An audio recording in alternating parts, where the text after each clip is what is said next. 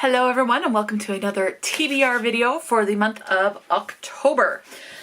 So my TBR for Becca's Spookopalathon will have already come out, so you will have already seen that because I actually played the game. Now, there's several other readathons. I'm going to try and put as many of the readathons in this video, and I'm trying to get the books from like Becca's Spookopoly onto these readathons and just adding as I need to. So we'll see how it goes. Now, my goal is to read as many physical books as possible. I did say in another video, I'm not going to do any more ebooks for the rest of the year. I may be wrong on that, maybe eating my own words, but I may do an ebook here or there. But for the most part, at least 98% of what I read, I'm hoping to be at least physical books. Now, let's go ahead and just delve right in. So as I do the books for these readathons, I will stack them here. And then I will only read the synopsis of the books once in this video. So, for example, I'm going to start with this readathon from BridgeFourBooks. This is hosted over on Discord. So I will link, if I can, I'm pretty sure I can, I will link the Discord to BridgeFourBooks in the description box so that you can check it out. So, this one is the Reading Rainbow Chain Challenge. So each book has to connect to the next book. You have to read these in order. So out of all the readathons that I'm doing, there are 2 readathons where there are prompts that have to be read in a certain order. And this is one of them.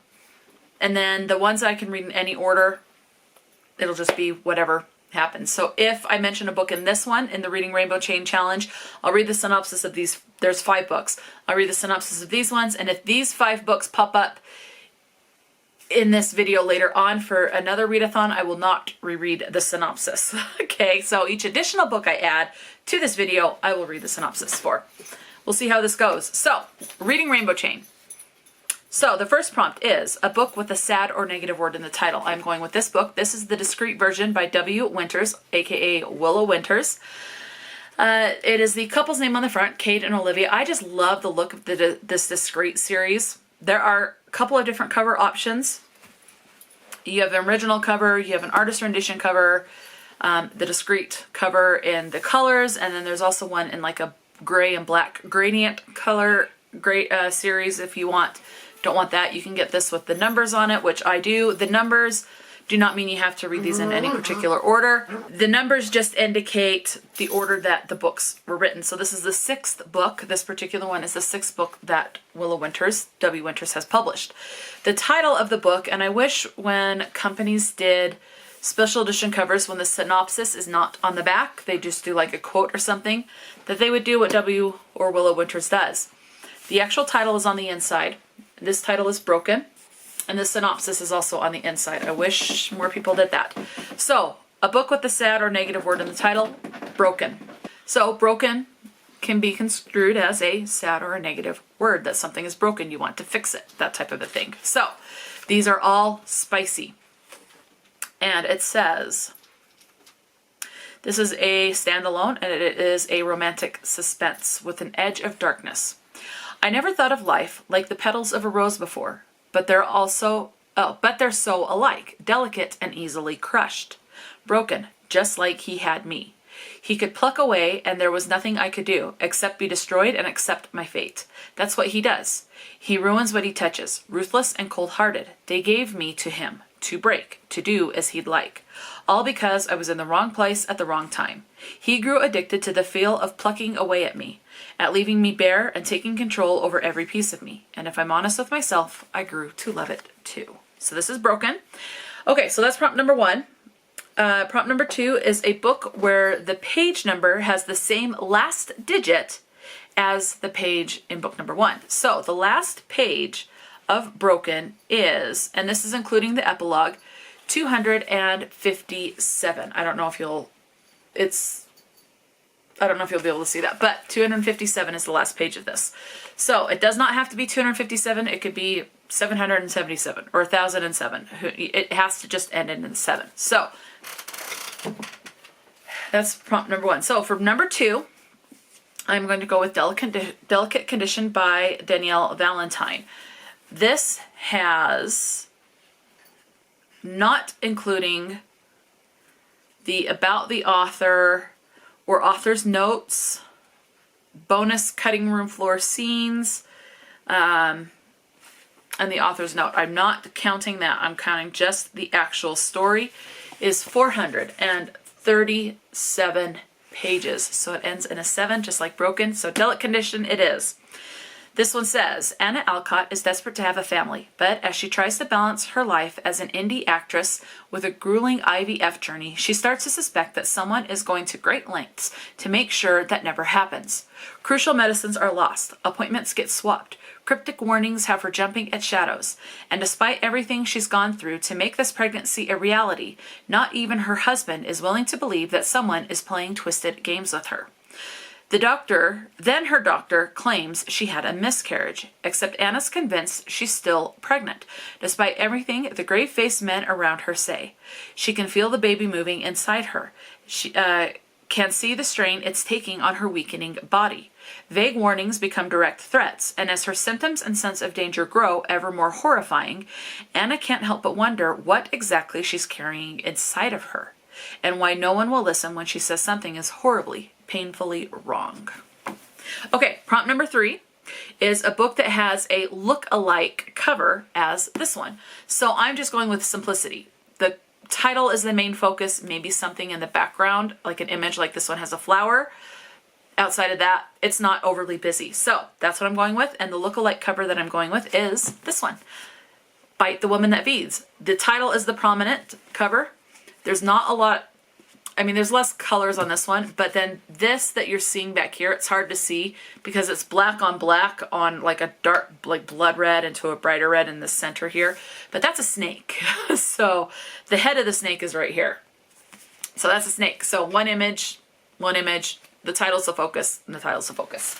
So this is Bite the Woman That Feeds. This is book number 1 in the Dirty Blood series written by Penelope Barsetti. Enemies to lovers to unlikely allies to frenemies with benefits. 10 out of 10 spice. So I'm expecting a lot of spice. A horrible plague has swept the world. Millions are sick. More are dying. Except me. I'm immune.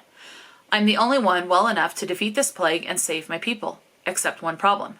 King Snake, king of the vampires, is intent on finding me. Without my people to feed on, he'll die. My blood is the only thing that will keep him alive. He won't stop until he finds me, binds me, and makes me his. I love a good vampire story, so I'm really intrigued with this one. Okay, prompt number 4 is a book that has the same rating, plus or minus 0.10 or 0.1 on Goodreads. So when I made this TBR, I don't remember what day, but it was a couple of days ago, this has a 3.92 rating on Goodreads. And you can go with Storygraph if you use Storygraph. It says Goodreads or Storygraph. I don't have a Storygraph. I just use Goodreads.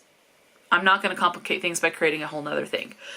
Now, the book I am going with is Gallows Hill. So remember, this one, the Bite the Woman That Feeds, was a 3.92. Gallows Hill on the day that I made this was a 3.93. So very close rating. So this is by Darcy Coates.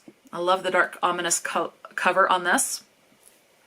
The whole family has owned the Gallows Hill winery for generations. The sprawling old house has long been perched on top of the hill, overlooking the nearby town, jealously guarding the estate's secrets.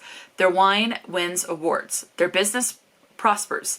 Their family thrives until Hugh and Maria Hull enter the dark halls of Gallows Hill one last time and are found dead the next morning. People whisper that the curse has awakened once more. It's been more than a decade since Margot Hull last saw her childhood home. She was young enough when she was sent away that she barely remembers its dark passageways and secret corners. But now she's returned to bury her parents and reconnect with the winery that is her family's legacy, and the bloody truth of exactly what lies buried beneath the crumbling estate. Alone in the sprawling, dilapidated building, Margot is forced to come face to face with the horrors of the past and realize that she may be the next victim of a house that never rests.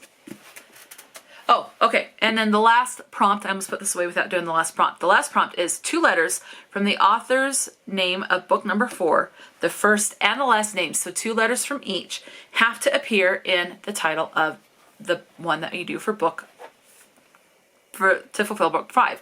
For prompt number 5, I'm going with Murder at Maplemead Castle. Yes, by Kitty French. So, So D, there is a D. So for D for Darcy, where is it? D right there. A, there's an A right there in Maple. So there's the author's first name. Okay, so let's go with Coates. Well, there's a C there. C in Coates, C there. Oh, it also has a T, and there's a T in Castle. So that works. Okay, this is a cozy mystery series. There's only 2 books in the series, and so it's a duology. And I think this takes place somewhere in England.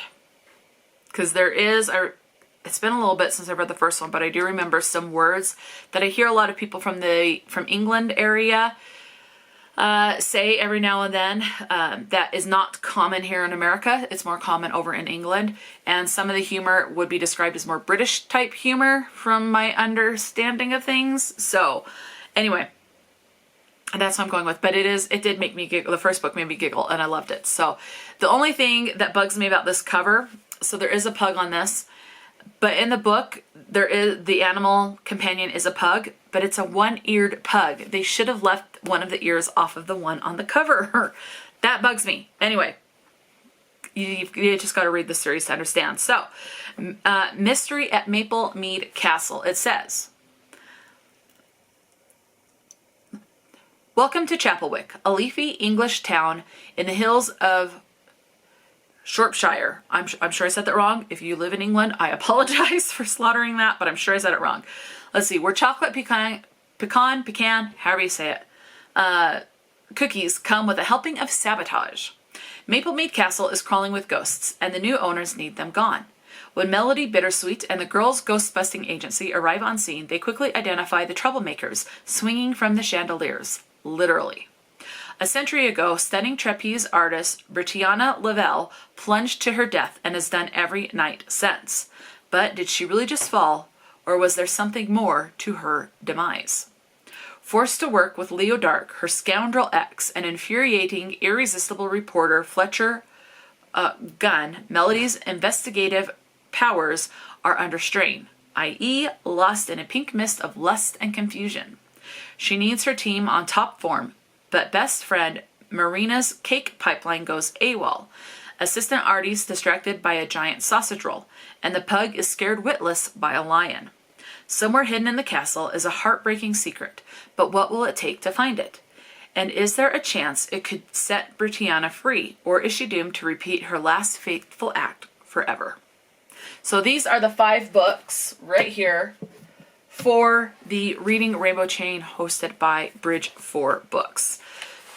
So I'm going to get the books for the next readathon that I am participating in, and then I will be right back. And again, these ones I'll just mention from here on out.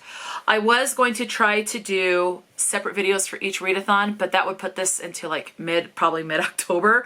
And then with all the wrap-ups that I want to do for the readathons that I tried to participate in September, it's just going to be too much. So this is going to be a little bit longer of a video, but hopefully you still enjoy it. I will see for this video if I can figure out how to do chapters. I can't guarantee that I will be able to in this video, but I will look at it so that if there's a readathon you absolutely do not care about, then you can skip it. Or if there's one that you're more intrigued about, then you can go directly to that one. So I will see. I can't guarantee it'll be in this video. Obviously, you'll see if there are chapters, you'll know that I was able to do that. But one thing I do want to say too is I do apologize if I sound weird. I don't know if I do, but my left ear is like so very clogged. And this has happened before. It's like a buildup. Someone knocked something over.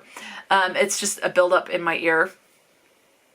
The last time I went to a doctor, that was not a specialist, an ENT specialist, and it was like on a Saturday. I'd gone a full week and I just couldn't, it was starting to make me dizzy. They said it was a sudden, profound hearing loss. I followed up with my ENT doctor and it was just a wax buildup. So I'm hoping it's the exact same thing, but I cannot hear out of my left ear. So I feel like I sound funny. So if I do, I apologize. I just am having trouble hearing myself. So anyway, let me get the books for the next readathon. I will say this next readathon has 3 parts. And you could pick one. I am obviously going to do what I can. I put these in order as what I want to prioritize, and that. So, and 2 parts of this one you do have to do in order, and the third one can be in any order. So I'm going to grab those books and I will see you in like less than a second. Okay, so this next one is a readathon called TBR Harvest. I will have the any hosts and creators for any of these readathons linked in the description box. The creator of this is Leandra. The TBR Zero is the YouTube channel. There is also a Discord. It is recommended, but it is not necessary to use the Discord. So if you don't want to use Discord, that's perfectly fine. And the announcement video I'll link in the description box too, if there's an announcement video, which in this case there is under Leandra, the TBR Zero. This one's 3 parts. So you can choose to do one or be an overachiever like myself and try to do all of them. I'm just going to do as much as I can. So this first one is based off of a board game, and I do have it pulled up here. This one is Escape the Haunted House. There are 2 others. One is also another board game, and one is just kind of random stuff. This one you do need to read in order. So I did play this game. I did not have the ink that I needed to print this out. It would have just been really weird. So I just did it on my phone on my own time when I could. It was a little bit of a busy weekend, so I didn't film it. So Escape the Readathon, everyone starts in the attic, and it says, Scoobies Unite. I have to zoom in. Okay. Below your feet, you hear ghostly moans, heavy creaks, and bone-chilling laughter. To muster the courage to begin your descent, lean on your community. Find a prompt from another readathon happening this month and read a book to fulfill it. Once completed, you can exit the attic. So, for that one, okay, I am going to go with the one readathon we just did before this, which was the Reading Rainbow Chain hosted by Discord from BridgeFourBooks from Discord. And I'm going with a sad or negative word in the title. So I'm going with Broken by W. Winters for this one. So set that one to the side. That's the first one. The next thing is there's 3 different paths you can choose. So you can go down the chimney, you can go through the bedroom, or the bathroom. So I decided to do a dice roll. So if I rolled a 1 or a 2, I had to go down the chimney. If I rolled a 3 or a 4, I had to go through the bedroom. A 5 or a 6, go through the bathroom would be the next prompt. So I rolled the dice, I got a 1, which means I have to go down the chimney. So it says for the chimney, when you crawl into the chimney, it's pitch black. So the prompt is to read a book that has a dark cover. For this one, I'm going to go with Delicate Condition. It's a dark cover. I mean, the brightest thing on here is the title, but not counting that, it's a dark cover. So I'm going with Delicate Condition by Danielle Valentine. Okay, so then from the chimney, you go down to the fireplace, and it says, someone lit the fire. Do you climb back the way you came or continue down and face the flames? And so for the fireplace, it is to read a book in a series. So for this one, I'm going with Bite the Woman That Feeds, because this is book 1 in a series. Again, the series is Dirty Blood by Penelope Barsetti. So this is the book I'll go with. So when I'm in the fireplace and I've completed that prompt, I have 2 paths that I could end up taking. So I decided to roll a dice, and what do I have here? I have, okay, so one of the paths is to climb back. So you're not going to face the fire, you're going to climb back the way you came. So you're going to go back to the chimney. And if I rolled the dice and it turns out to be an even number, that's the path I go. The other one is to face the flames. So when I roll the dice, if it's an odd, that's the way I go. And I rolled another 1. So it's an odd number, so I'm facing the flames. So, but to do that, I'm entering the living room. So you're facing the flames. If you go back, you're going back to the chimney. If you go forward and face the flames, it is to enter the living room. So I'm entering the living room, and the prompt for the living room reads, you can see the door, but what is that crawling from under the couch? So this is to read a book that you're basically going to enter blindly. I'm going to go with Gallows Hill by Darcy Coates. All I did, just going off the synopsis doesn't really tell you much, tells you very little, so I have not seen anyone review this book, so I am entering it blindly because all I know is just what's on here, and even then, I read it and I forget it. So I know it's a haunted house with a winery, and that's it. So I'm pretty much entering this blind, so that's what I'm going with. And that is it. These are the 4 books. And if I read all 4 of those books, I have escaped the haunted house. So pretty easy stack for that. Part number 2, or board option number 2, which this is my second choice. So my first priority is to escape the haunted house. Now, the second board game that you can choose to do, you don't have to do the haunted house. You can choose to do escape the corn maze. And this one, you have to read these books in order. So let me grab the file for the corn maze. Okay, so can I get, I only want the corn maze, so I can try to orient it. Okay, so here is what the corn maze looks like. If I can, it's not gonna, okay, there we go. And then there's the bottom part of it. So I have to use this, I think. Now there we go. Okay. So there's the corn maze. You have to start here, and then your goal is to end up here. Okay. Okay, so the dice rolls are coming back into play in this. So, to even start, I decided, let me zoom in if I can. Yeah. Okay. So you're starting in the corn maze. I just did a 1-sided dice because I wanted, or a 6-sided dice, because if a 1 comes up, I wanted to be able to get this first prompt, which was over 400 pages. I did not get that one, thankfully. So when I rolled the dice, I got a 6. And okay, so with the 6. So 1, 2, and then I can either go up or go straight. So dice roll. So if I rolled, so I thought, okay, where I rolled a 6 initially, I'm going to go up, because if it was an even number, I went up. If it was an odd, I decided to go straight. So I went up. So 1, 2, 3. So 1, 2, 3, 4 is this black one, and I can go up, left, or right.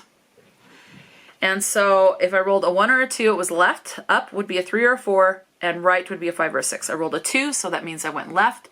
Okay, so with that 6, so again, because it was, I rolled a 2 after to determine left, up, or right, I'm going left. So 1, 2, 3, 4, 5, 6. Did I go the right way? Yes. Okay, so as you can see, that is a cryptid read. So for that one, I did decide to go with a special edition. I'm not sure what this one is about. All I know is it takes place at a circus.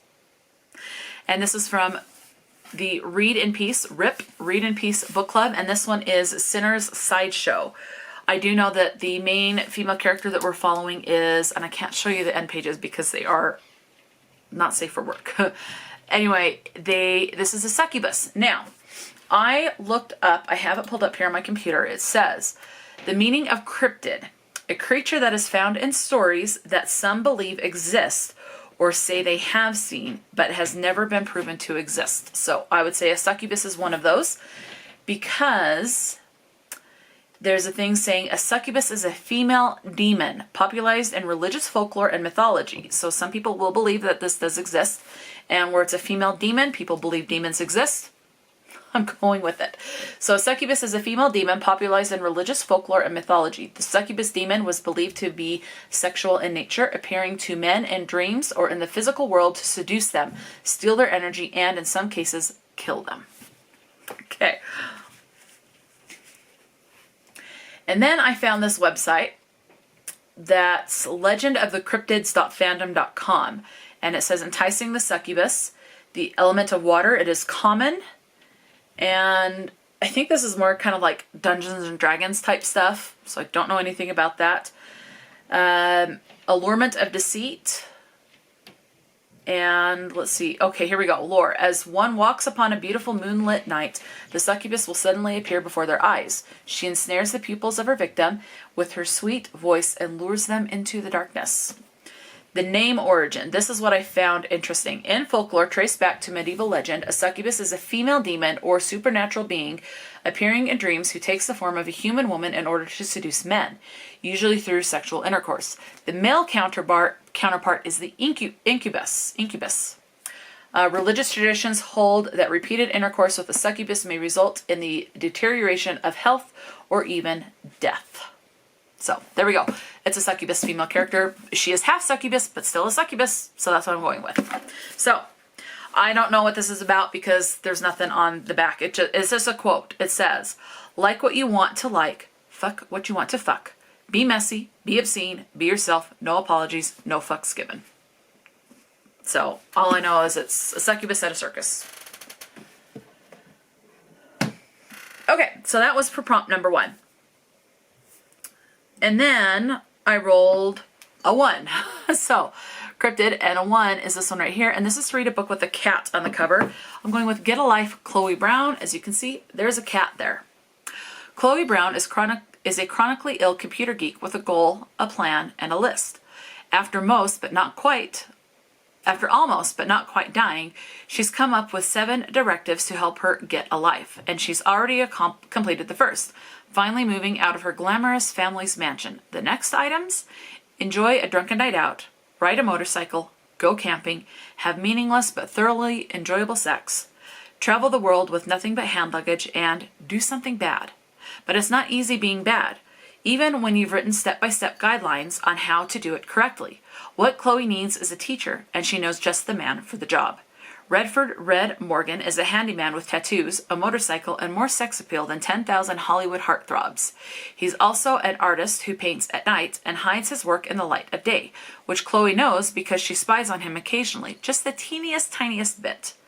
But when she enlists Red in her mission to rebel, she learns things about him that no spy session could teach her, like why he clearly resents Chloe's wealthy background, and why he never shows his art to anyone.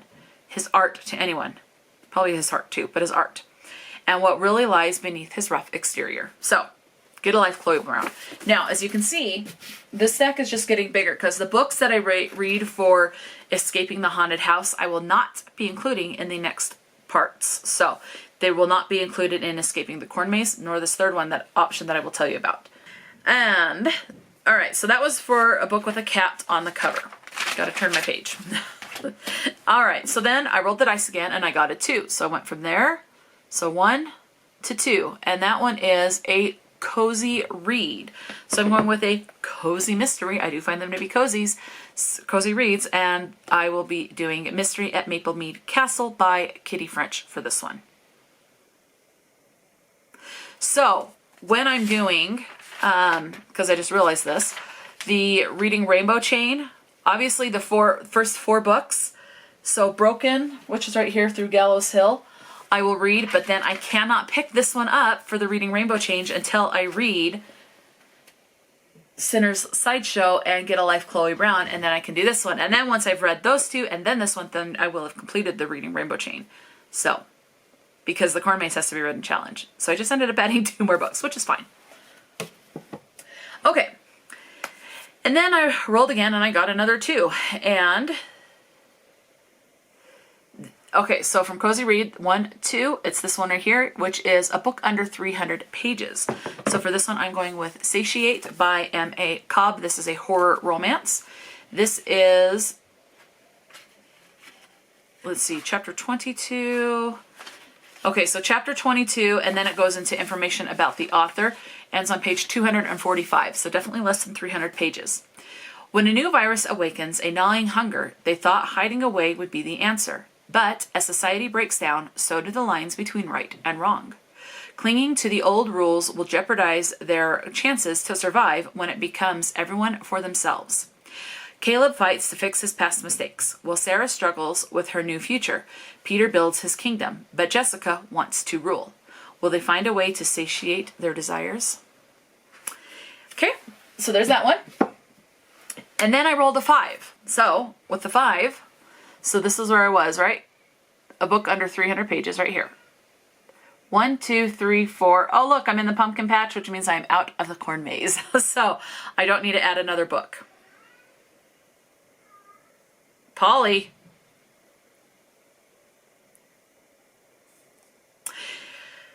Okay, and I'm out, which means that portion is done. So if I am able to complete getting out of the haunted house and getting out of the corn maze, that is 5, 6, 7, 8. 8 physical books for the month of October. Totally doable. And I'm looking forward to all of those. So now there is a third option. This next option you can read in any order. So I am going to go ahead and pick books for these prompts, and then we'll see how this part goes. So be back in half a second. The third option for Leandra's TBR Harvest is what is called, I have it written down, oh, Trick or Treat. And this is just to collect as many of these little prompts as you can. You don't have to collect them all. There are 20 in total, I believe. Yes, there are 20. So counting what has already on that I'm crossing over across readathons, but not across like where there's 3 types for this TBR Harvest. I can't repeat the same book is my own personal rule. So that's 21, 22, 23, 24, 25, 26, 27, 28. 28 books. There's no way. And not every book that I got from on Becca's Spookopalathon ended up within these 28 books. So it is ultimately going to be over 30 books for my selections for October. Plus I still have to play my TBR game, so who knows how much of that will go. But to get over 100, couple hundred books that can be overwhelming to pick a book down to like, I don't know, let's just say 50. I don't expect it to be that high. It's definitely not as overwhelming to pick a book. So for this one, a lot of this has to do with vibes or something on the cover, and you're just going to collect them. It's like trick-or-treating, you're just collecting little treats and stuff. So let's go ahead and get into this. So prompt number 1, and again, these ones can be done any order. Every readathon from this point on can be done in any order. So prompt number 1 is to read a book with a hot drink on the cover. And the other reason I say there's no way I'm getting to all of these is some of these books are thick. So they're big beasts. All right, you can kind of see this one. All right, prompt number 1 is to read a book with a hot drink on the cover. I am assuming this is a hot drink because it is in the title as well. And there's a character holding a cup of it, and I'm assuming that's what it is. And so I'm going with Can't Spell Treason Without Tea. Character right here looks like she's drinking a cup of tea. So, and it's in a mug. So I'm assuming it's a cup of hot tea. This was written by Rebecca Thorne. All Renya and Keontae want is to open a bookshop that serves tea while firelight drifts between the rafters. But Reyna works as one of the queen's private guards, and Keontae is the most powerful mage in existence. Living their lives isn't so easy. But after an assassin takes Reyna hostage, she decides she's thoroughly done risking her life for a self-centered queen. Meanwhile, Keontae has been waiting for a chance to flee responsibility. All the better that her girlfriend is on board. Together, they stand in Tawny, a town nestled in the icy tundra near Darrigan Country, and open the shop of their dreams. What follows is a cozy tale of mishaps, mysteries, and a murderous queen throwing the realm's biggest temper tantrum, while these 2 women discover just what they mean to each other and the world. So I do believe this is LGBT, specifically female. I do believe that is one of the tags. And that's what it sounds like according to the synopsis, and this sounds like it'll be very sweet. The second option for the trick-or-treat is a new release, so something published in 2024. And this one is going to be One of Us Knows. This has been on a couple of TBRs. I really hope to get to this in October. I really want to get to this. It sounds really good. Years after a breakdown and a diagnosis of dissociative identity disorder derailed her historical preservationist career, Kinnarita Nash and her alters have been given a second chance they can't refuse, a position as resident caretaker of a historic home. Having been dormant for years, Ken has no idea what led them to this isolated Hudson River island, and she's determined not to ruin their opportunity. Then a surprise visit from the home's conservation trust just as nor'easters bears down on the island disrupts her newfound life, leaving Ken trapped with a group of possibly dangerous strangers, including the man who brought her life tumbling down years earlier. When he turns up dead, Ken is the prime suspect. Caught in a web of secrets and in a race against time, Ken and her alters must band together to prove their innocence and discover the truth of Kavanaugh Island and their own past, or they risk losing not only their future, but their life. Another one is TBR Backlist. So this is to read a book that was published in 2023 or earlier. So an older release.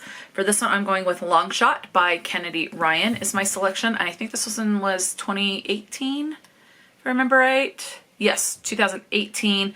Cover redesign 2023. So either way, it works. So this is a sports romance, and I believe this is basketball. Let's see. She kisses the prince, and he turned into a fraud. Now her fairy tale is upside down. Iris Dupree meets August West in a sports bar during her last semester of college. It's the conversation of a lifetime and sends sparks flying in every direction. The connection is undeniable, but the timing is all wrong. August is poised for the NBA draft, and Iris belongs to another man, basketball's golden boy and August's longtime rival. So yes, basketball romance. The two go their separate ways, but they often recall that electric night and what could have been. While August has embarked on his all-star life, studded with wealth and fame, Iris's perfect public relationship has become a nightmare behind closed doors. A tarnished dream of fool's gold. When August re-enters her life, the world seems briefly bright again, but Iris's darkest nights are not over yet. To survive, she must build her own strength and trust that her bond with August can endure after all this time, even when her fraudulent prince has vowed never to let her go. And if I remember right, I think one of the content warnings is domestic abuse. Content warning. Okay, so it says, after interviewing many survivors, conducting a ton of research, and doing a lot of soul searching, I hope I understand better. Something, let's see. Yeah, domestic abuse is going to be a big part in this. So if that's particularly bothersome, then definitely I would say avoid this book. Okay, the next on the trick-or-treat list is a book that has a sweet word in the title. For this one, heart is a sweet word. So I'm going with this Poison Heart by Kaylin Bayron. Please remember, I don't expect to get through all of these books, so I don't know which books I'm going to get to.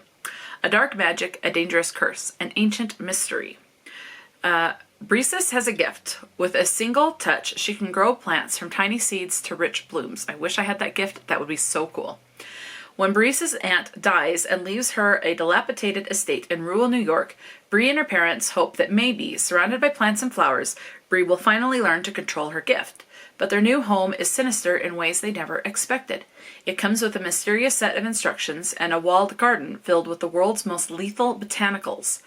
There is more to Bree's sudden inheritance than she could have imagined, and she's determined to uncover it.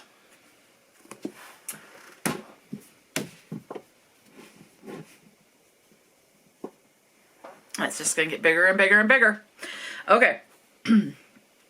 Next is to read a mysterious read. So for this one, I'm just going with something that is probably going to have twists and turns. We don't really know what's going to happen in there. So there's an element of mystery in this. And for this one, I'm going with a Darcy Coates book, and that is From Below.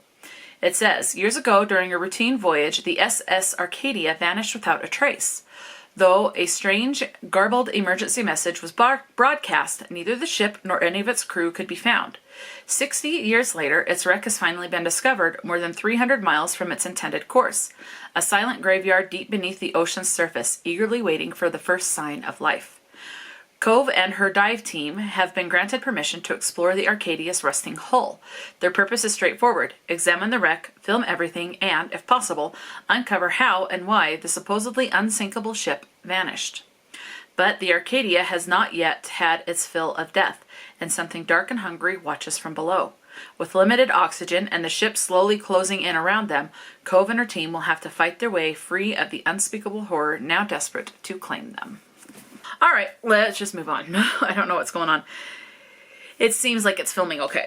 Next is a book with vampires in the story. For this one, this has popped up. You'll see a lot of these will have popped up on previous TBRs if you've been watching my content for a little bit.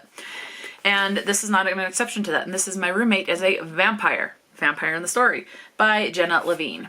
It says, Cassie Greenberg loves being an artist, but it's a tough way to make a living.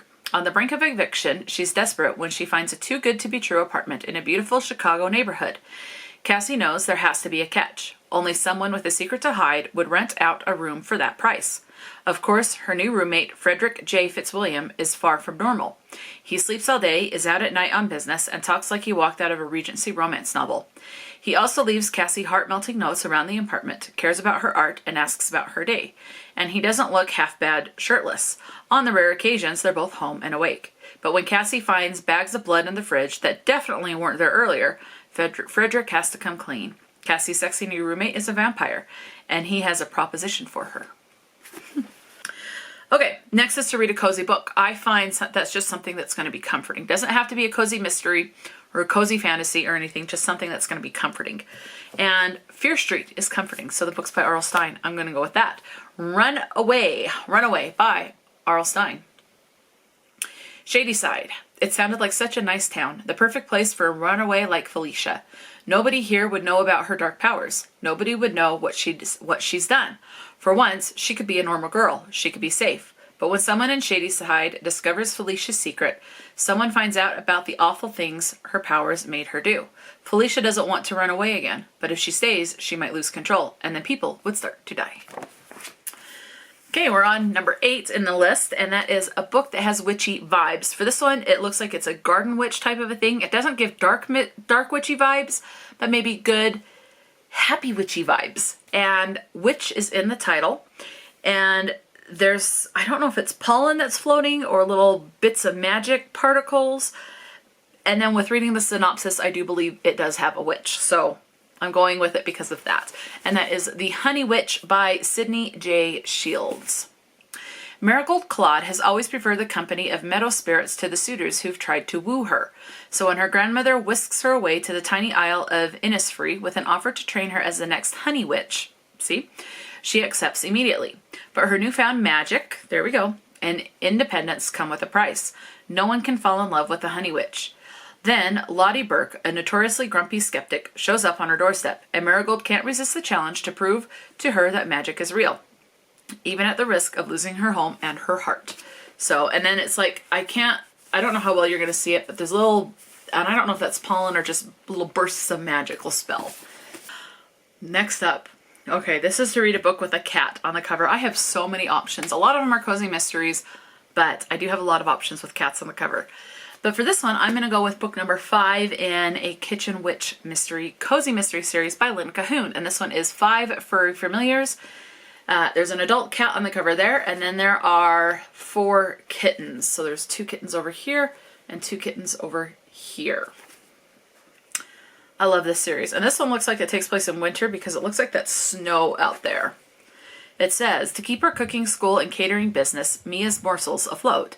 Mia's handed off oversight to her boyfriend Trent's mother while she focuses on earning a steady paycheck. Too bad her mean-spirited boss at the lodge keeps the misery flowing as steadily as the money. At least her roommate Christina is still dedicated to Mia's morsels, though she's also distracted, thanks to her clingy mother's constant demands. And the distraction only grows when Christina's old flame shows up in Magic Springs, Idaho, in his Escalade, claiming out of the blue to be her fiancé. The arrival of some homeless kittens, as well as Trent's new familiar, a cute little Maltese, brings more chaos. Is there a dog on the cover? Oh, there is a dog on the cover. That's a dog.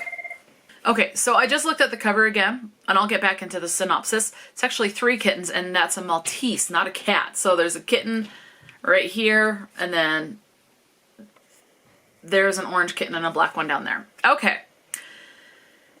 The arrival of some homeless kittens, as well as Trent's new familiar, a cute little Maltese, brings more chaos, as well as a strange spiritual energy that seems to emanate from the animals. But before Mia can figure out what kind of paranormal pets she has in her hands, she finds herself with a murder to solve, when a dead body is found in the lodge rental of Christina's suddenly attentive ex. And one thing I do like about this one, Christina, that it's mentioning in this, is actually on the autism spectrum. It does say it either in book 1, it mentions it, or in the prequel to the whole series is when it mentions that she is autistic. So I thought this was cool. I do have a confession. For Cat on the cover, I actually had a different book picked, but this next prompt sent me on a wild goose chase. The prompt is a book with a pumpkin on the cover. I found a book that has a pumpkin on the cover, but I didn't have my phone with me, so I didn't know if it was the first book or later on in the series. And then I remembered one of my pre-orders came in, and this one has a pumpkin on the cover. So I finally remembered it, and this is actually a Kitchen Witch mystery series. So that one's that I just read is book number 5 in the series, and this one's book number 6, and it is the most recent release, and there are pumpkins right there on the cover. And so I thought Cat on the cover, book 5 will work for that, but I need to read book 5 before I read this one, which is 6, and that is 6 Stunning Sirens by Lynn Cahoon. In a triumph for Mia's catering business and cooking school, Mia's Morsels is chosen to host a fall festival event in their Idaho mountain town, which means managing a bunch of stage moms and their social media obsessed daughters as they get ready for the big beauty contest. There's a lot riding on the results of the Harvest Moon Festival. It's where the winning family receives an inside track to Coven power. But after one stage mom is found dead and another winds up in the hospital, the Coven suspects magical meddling. With a week to go before the coronation of the new queen, Mia must draw on her sleuthing powers to find out what's going on and whether this competition has gotten a little too cutthroat. So this one sounds so good, and it is the most recent one, and I hope there's going to be more in this series. And Lynn Cahoon does have other series out, so I think I have the first book in another one of her series. I've got to double check, but I'm pretty sure I do. I'm like 99% sure I do. So I will start that one while I wait for hopefully a book number 7 to come out in this series. Okay, number 11 is to read a book with a romantic subplot. So the book I am picking for this one is mainly a fantasy. Romance is a second genre tag on this. So it's a fantasy romance, so I'm going with it. And I'm excited for this one, and this is Somewhere Beyond the Sea, written by T.J. Klane. This is the following to The House in the Cerulean Sea. So definitely read that book first. This one says, Arthur Parnassus lives a good life, but on the ashes of a bad one.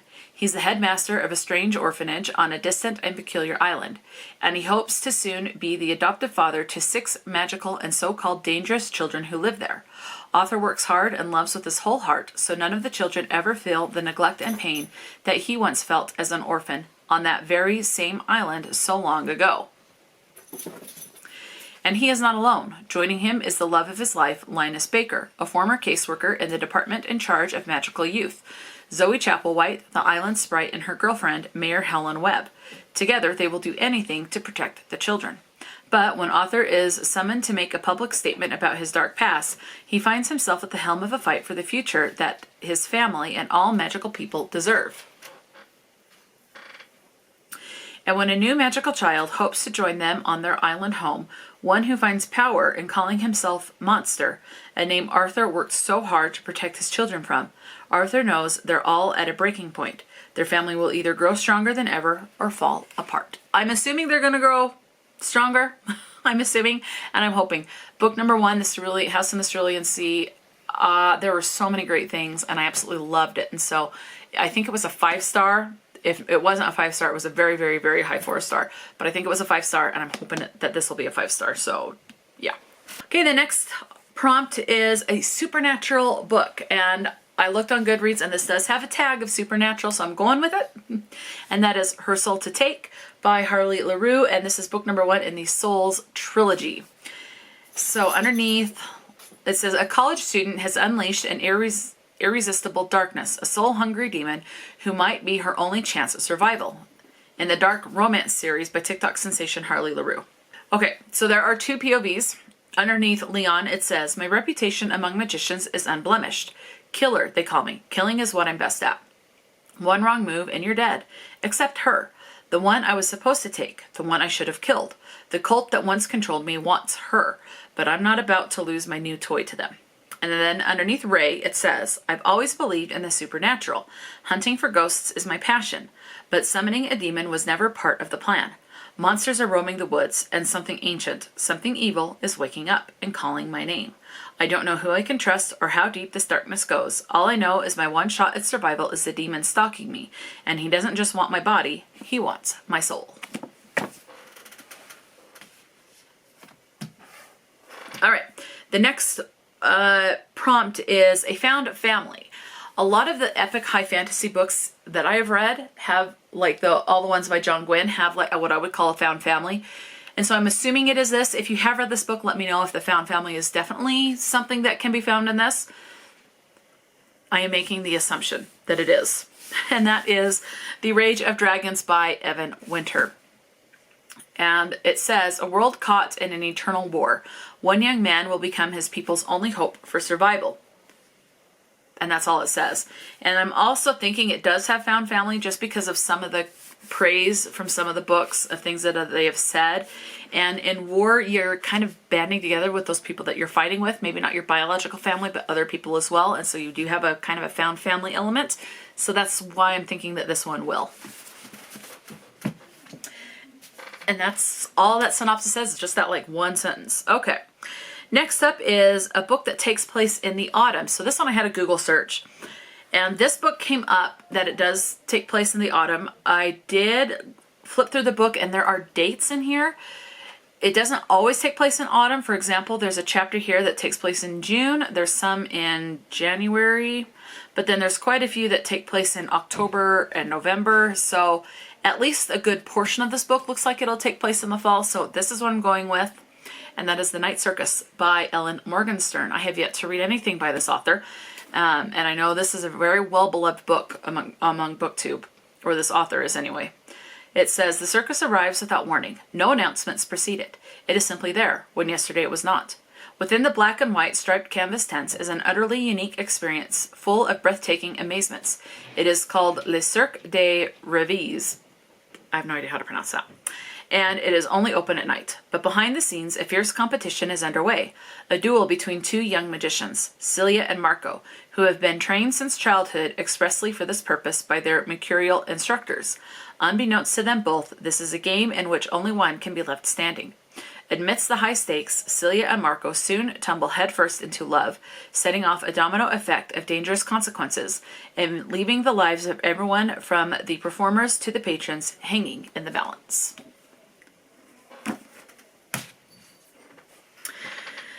Okay, we're on number 15 on this list, and that is a book with a grumpy character. For this one, I'm going with Neon Gods by Katie Robert, because this is a Hades and Persephone, and Hades is grumpy. And I do get the grumpy vibes from the synopsis, which reads, Society darling Persephone Demetrio plans to escape the ultra-modern city of Olympus and start over far from the backstabbing politics of the 13 houses. But all that's ripped away when her mother ambushes her with an engagement to Zeus, the dangerous power behind their glittering city's dark facade. With no options left, Persephone flees to the forbidden Undercity and makes a devil's bargain with a man she once believed a myth, a man who awakens her to a world she never knew existed. Hades has spent his life in shadows and has no intention of stepping into the light. But when he finds that Persephone can offer a little slice of the revenge he spent years craving, it's all the excuse he needs to help her, for a price. Yet every breathless night spent tangled together has given Hades a taste for Persephone, and he'll go to war with Olympus itself to keep her close.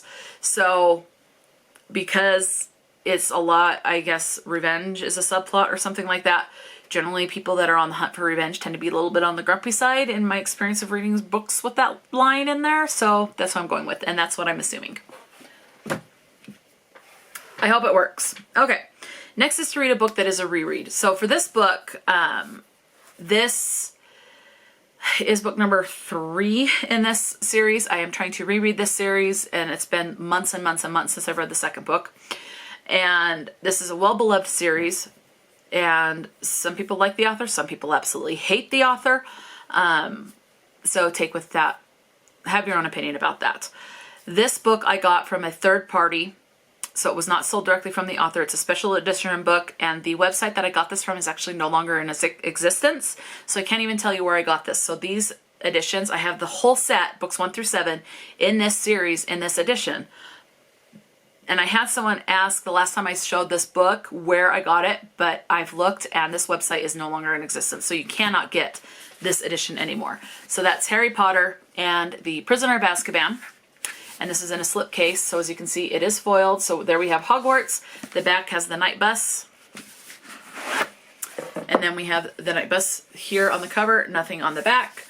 And that's the end pages. I think it's the same. Yeah, it's the same on the back.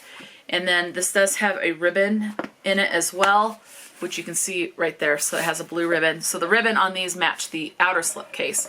But there's no synopsis on the back for me to read this. It's just person escapes Azkaban and now Harry Potter's life is in danger.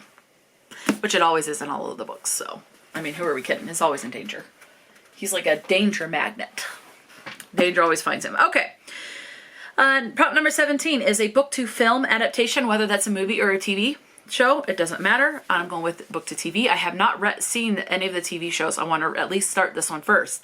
And that's The Duke and I, which is book number 1 in the Bridgerton series. So this does have on Netflix. So it is book to film adaptation, and this is by Julia Quinn. Let's see. Can there be any greater challenge to London's ambitious mamas than an unmarried duke? Lady Whistledown Society, perhaps. April 1813. By all accounts, Simon Bassett is on the verge of proposing to his best friend's sister, the lovely and almost on the shelf Daphne Bridgerton. But the two of them know the truth. It's all an elaborate plan to keep Simon free from marriage-minded society mothers. And as for Daphne, surely she will attract some worthy suitors now that the Duke has declared her desirable. Their ruse works like a charm, at first. But as Daphne waltzes across the ballroom after ballroom with Simon, it's hard to remember that their courtship is a complete sham. Maybe it's his devilish smile. Certainly it's the way his eyes seem to burn every time he looks at her. It wasn't the plan. But it seems she's falling for the Duke for real. And amidst the glittering, gossipy, cutthroat world of London's elite, there is only one certainty. Love ignores every rule. So, book to film. Okay, 3 more prompts in this trick-or-treat that you can do in any order. Veteran, so a repeat author. So I have read the other 2 books by this author. This is the 3rd one the author has released, and that is The Fury by Alex Michaelides. I have heard it, how to pronounce it correctly, and I have pronounced it correctly before, and I can't remember. So it is what it is. All right. It says, this is a tale of murder, or maybe that's not quite true. At its heart, it's a love story, isn't it? Lana Farrar is a reclusive ex-movie star and one of the most famous women in the world. Every year she invites her closest friends to escape the English weather and spend Easter on her idyllic private Greek island. I tell you this because you may think you know this story. You probably read about it at the time, and it caused a real stir in the tabloids, if you remember. It had all the necessary ingredients for a press sensation: a celebrity, a private island cut off by the wind, and a murder. We found ourselves trapped there overnight. Our old friendships concealed hatred and a desire for revenge. What followed was a game of cat and mouse, a battle of wits, full of twists and turns, building to an unforgettable climax. The night ended in violence and death. But who am I? My name is Elliot Chase, and I'm going to tell you a story unlike any you've ever heard. And the last prompt for the TBR Harvest, for the trick-or-treat one. Oh, wait, no. 2 more prompts. Sorry. I was jumping right to the last one. But the one before the last one, number 19, is a historical setting. For this one, I'm going with Veiled in Smoke by Jocelyn Green. Meg Townsend and her sister Sylvie seek a quiet existence managing the family bookshop. Meg feels responsible for caring for their father, Stephen, whose spirit and health are both damaged from his time as a prisoner during the Civil War. Her one escape is a painting she creates and sells in the bookshop. Then the Great Fire sweeps through Chicago's business district.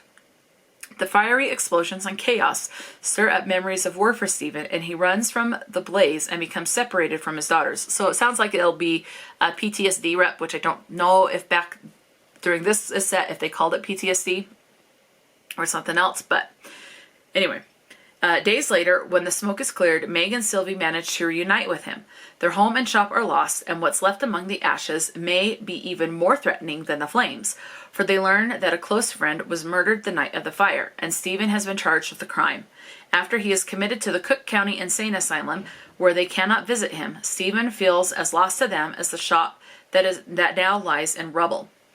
Though homeless and suddenly unemployed, Meg must not only gather the pieces of her shattered life, but prove the truth of what happened that night before the asylum truly drives her father mad. Okay, now it is the last official prompt for overall of the TBR Harvest. And you don't have to do all of these. Again, you can just pick one, do just the haunted house or just the court maze, or just doing out of these 20 prompts, trying to collect as many of these as you can. Okay, this last one is a fairy tale reimagining. And so I did look this up, and I don't remember, but this is a fractured fairy tale. So I am going with it as a fairy tale reimagining because it's a fractured fairy tale. It does say, let me find it because there is a note from the author. It is a dark royal romance. It is a fractured fairy tale, not a fantasy or retelling. Okay, so it's a fairy tale reimagining is the prompt, and that's why I'm going with it, because it's not a retelling, it is a reimagining. It says, the main character is a villain. If you're looking for a safe read, you will not find it in these pages. Okay, and that is Scarred by Emily McIntyre. Prince Tristan Fossa was never destined for the throne. That was always his brother Michael, the same brother responsible for both Tristan's tormented childhood and the scar that mars his face. When their father dies, Michael is set to assume the throne, and Tristan is set to steal it. The leader of a secret rebellion, Tristan will stop at nothing to end his brother's reign. But when Michael's new betrothed, Lady Sarah Betrow, arrives, Tristan finds himself in the middle of a new kind of war, the kind that begs the question of what's more important, the crown or the woman about to wear it. Sarah has one plan, marry the king and eradicate the Fossa line, even at the risk of her own peril. But she never expects the scarred prince. He's dangerous, forbidden, and one of the men she's been sent to kill. But the line between hatred and passion has never seemed so thin. And as secrets come to light, Sarah grows unsure of whom she can trust, torn between vengeance and the villain she was never supposed to love. So those are all of the books so far for the TBR Harvest and the Reading Rainbow Chain. So I was able to get the books for the Reading Rainbow Chain onto the TBR Harvest. So now let's go on to the next readathon and see how many of these books, plus the ones that you have not seen yet, I can get on there. And again, I don't expect to get to all of these. There is just no way. With working and just life in general, there is just no way. And Polly has come for a visit. There's just no way I'm getting to all of these books. Huh. You want to wander. Yep. So yeah, there's just no way I'm getting to all of them, and that is fine. I don't punish myself for never finishing a TBR, because life happens. And sometimes you start to want to read. Don't you jump on that. You're going to knock those over and get hurt. There you go. Okay, so I'm going to watch her. Anyway, yeah, so I'll be back in just a second with the next readathon. All right, we're on to the next readathon. This one is also by BridgeFourBooks. This one we can read in any order. This one is by the days. There is, every month there has been a by the days. So this is by the days October or just by the days. There are 9 prompts for this. So it's kind of like a 3x3 bingo board. I had to add out of this stack that you see here, 1 book. So I was able to get 8 books from these stacks from the previous readathons in this video. So just as a reminder, I will just show you the book and then we'll move on. But when we get to the 1 book that I'm adding to these 2 stacks in this video, then I will read the synopsis for that one. So prompt number 1, again, these can be done in any order, is Smile Day. And this is to read a book with a smile or a mouth on the cover. I had a couple of options, but I decided to go with this one because it has 2 mouths on the cover. One looks like they both look like they're smiling. And that is My Vampire is My Roommate. I always see that, My Vampire is a Roommate, which does work. But My Roommate is a Vampire by Jenna Levine. So we have her mouth and we have his mouth, and they're both smiling. So that works. Number 2 is Coming Out Day, and this is to read a book with LGBTQIA+ rep.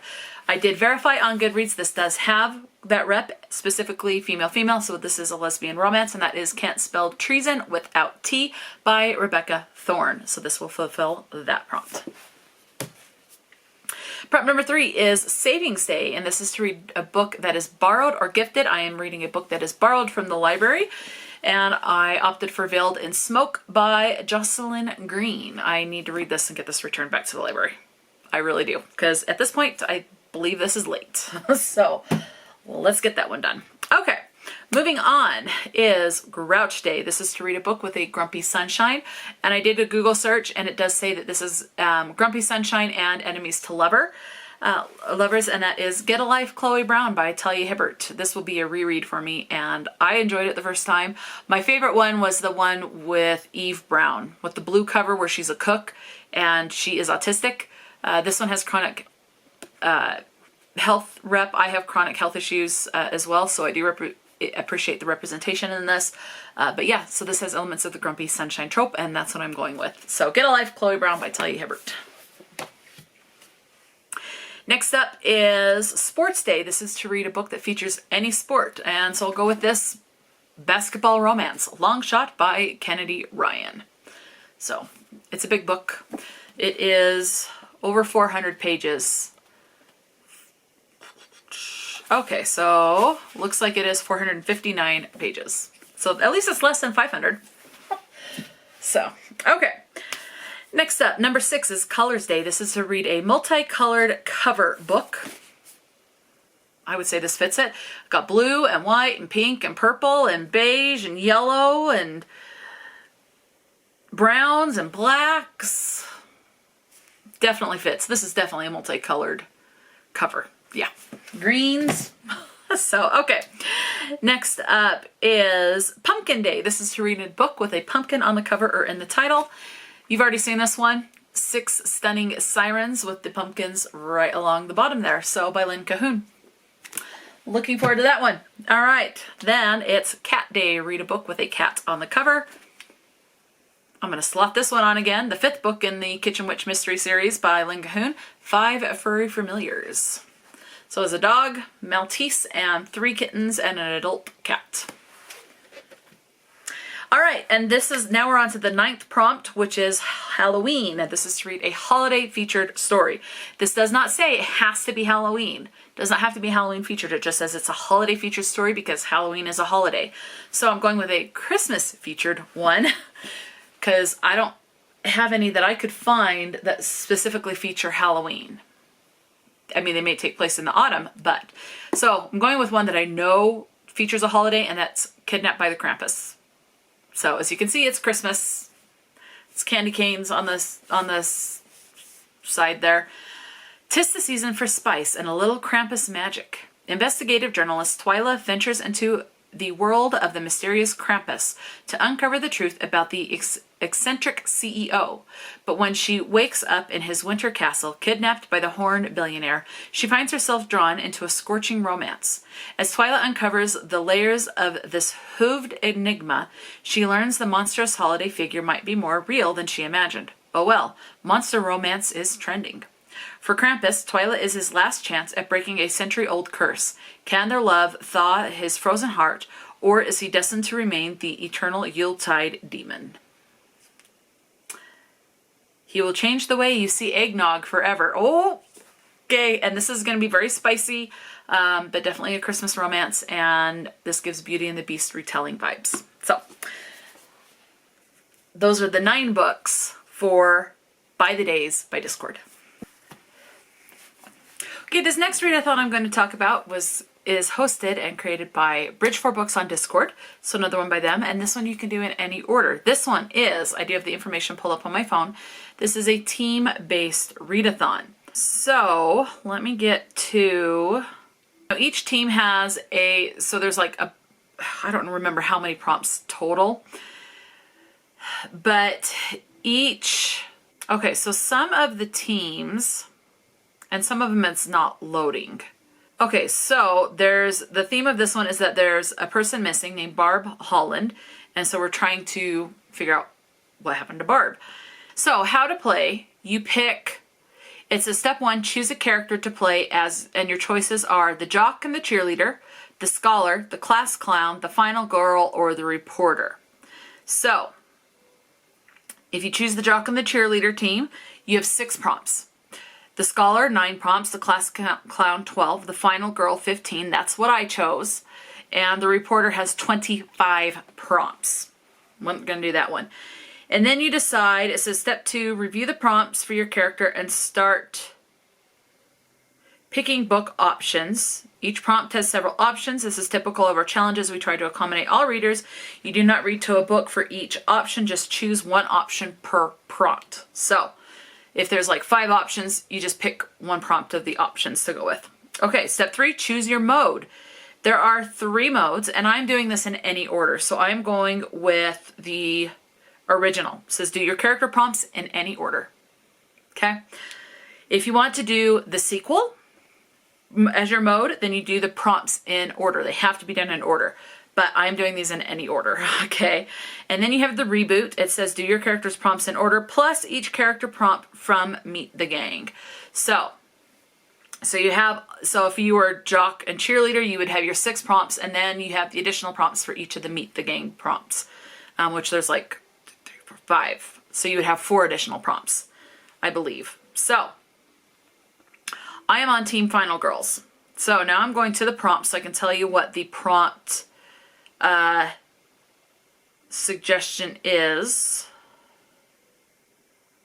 Okay, so prompt number 1 for Team Final Girl, again, I can do these in any order. That's the mode I am going with, is opening scene, and this is the first kill.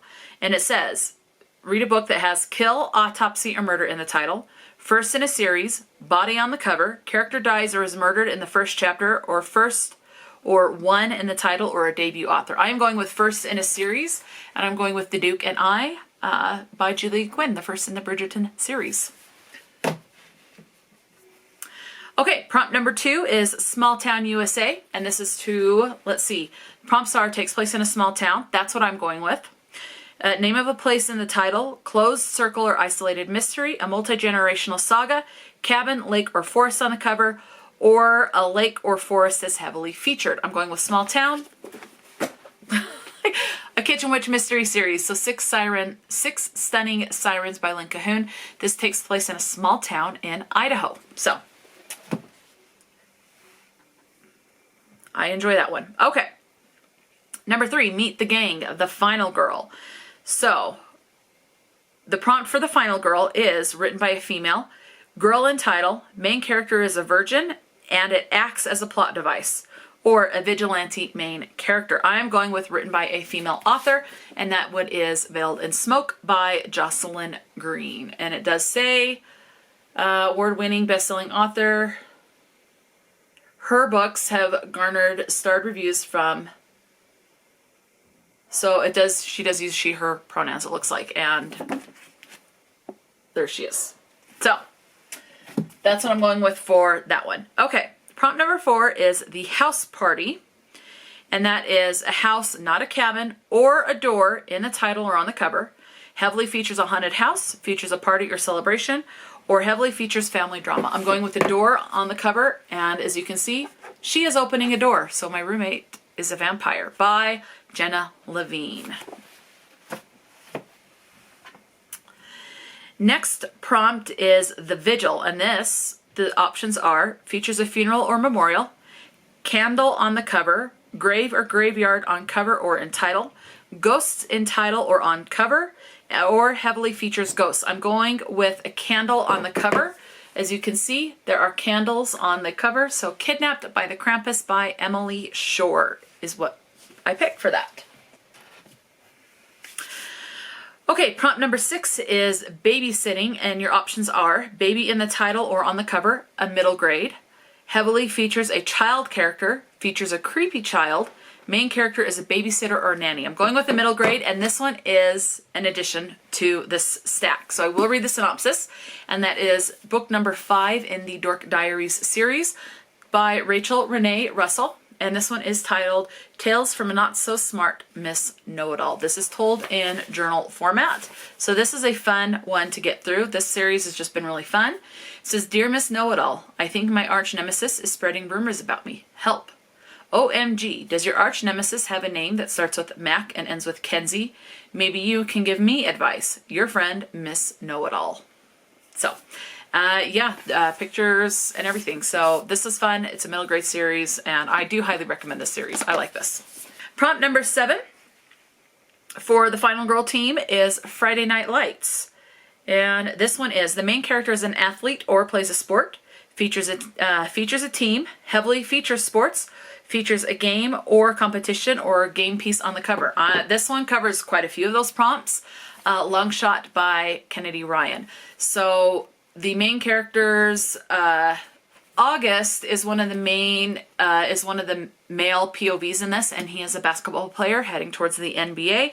And so basketball is going to be where this is a sports romance, and the sport is basketball. It's heavily featured. So one of the main characters plays basketball. So yeah, that's what I'm going with. So Long Shot by Kennedy Ryan. The next prompt is Town Curfew, I believe. Yes, Town Curfew. And the prompt that I have, or the prompt list is day, dusk, lock, or key on the cover or in the title, an eerie book cover, quiet or silent in the title, or features martial law. I'm going with a creepy cover or an eerie book cover, I'm going with Satiate by M.A. Cobb. This is bones, and I'm assuming this is blood splatter. Oh, that looks like it's rose petals and blood spatter. But it's a horror romance. So this is a creepy cover. It is a very dark cover, and then with the skulls, yeah.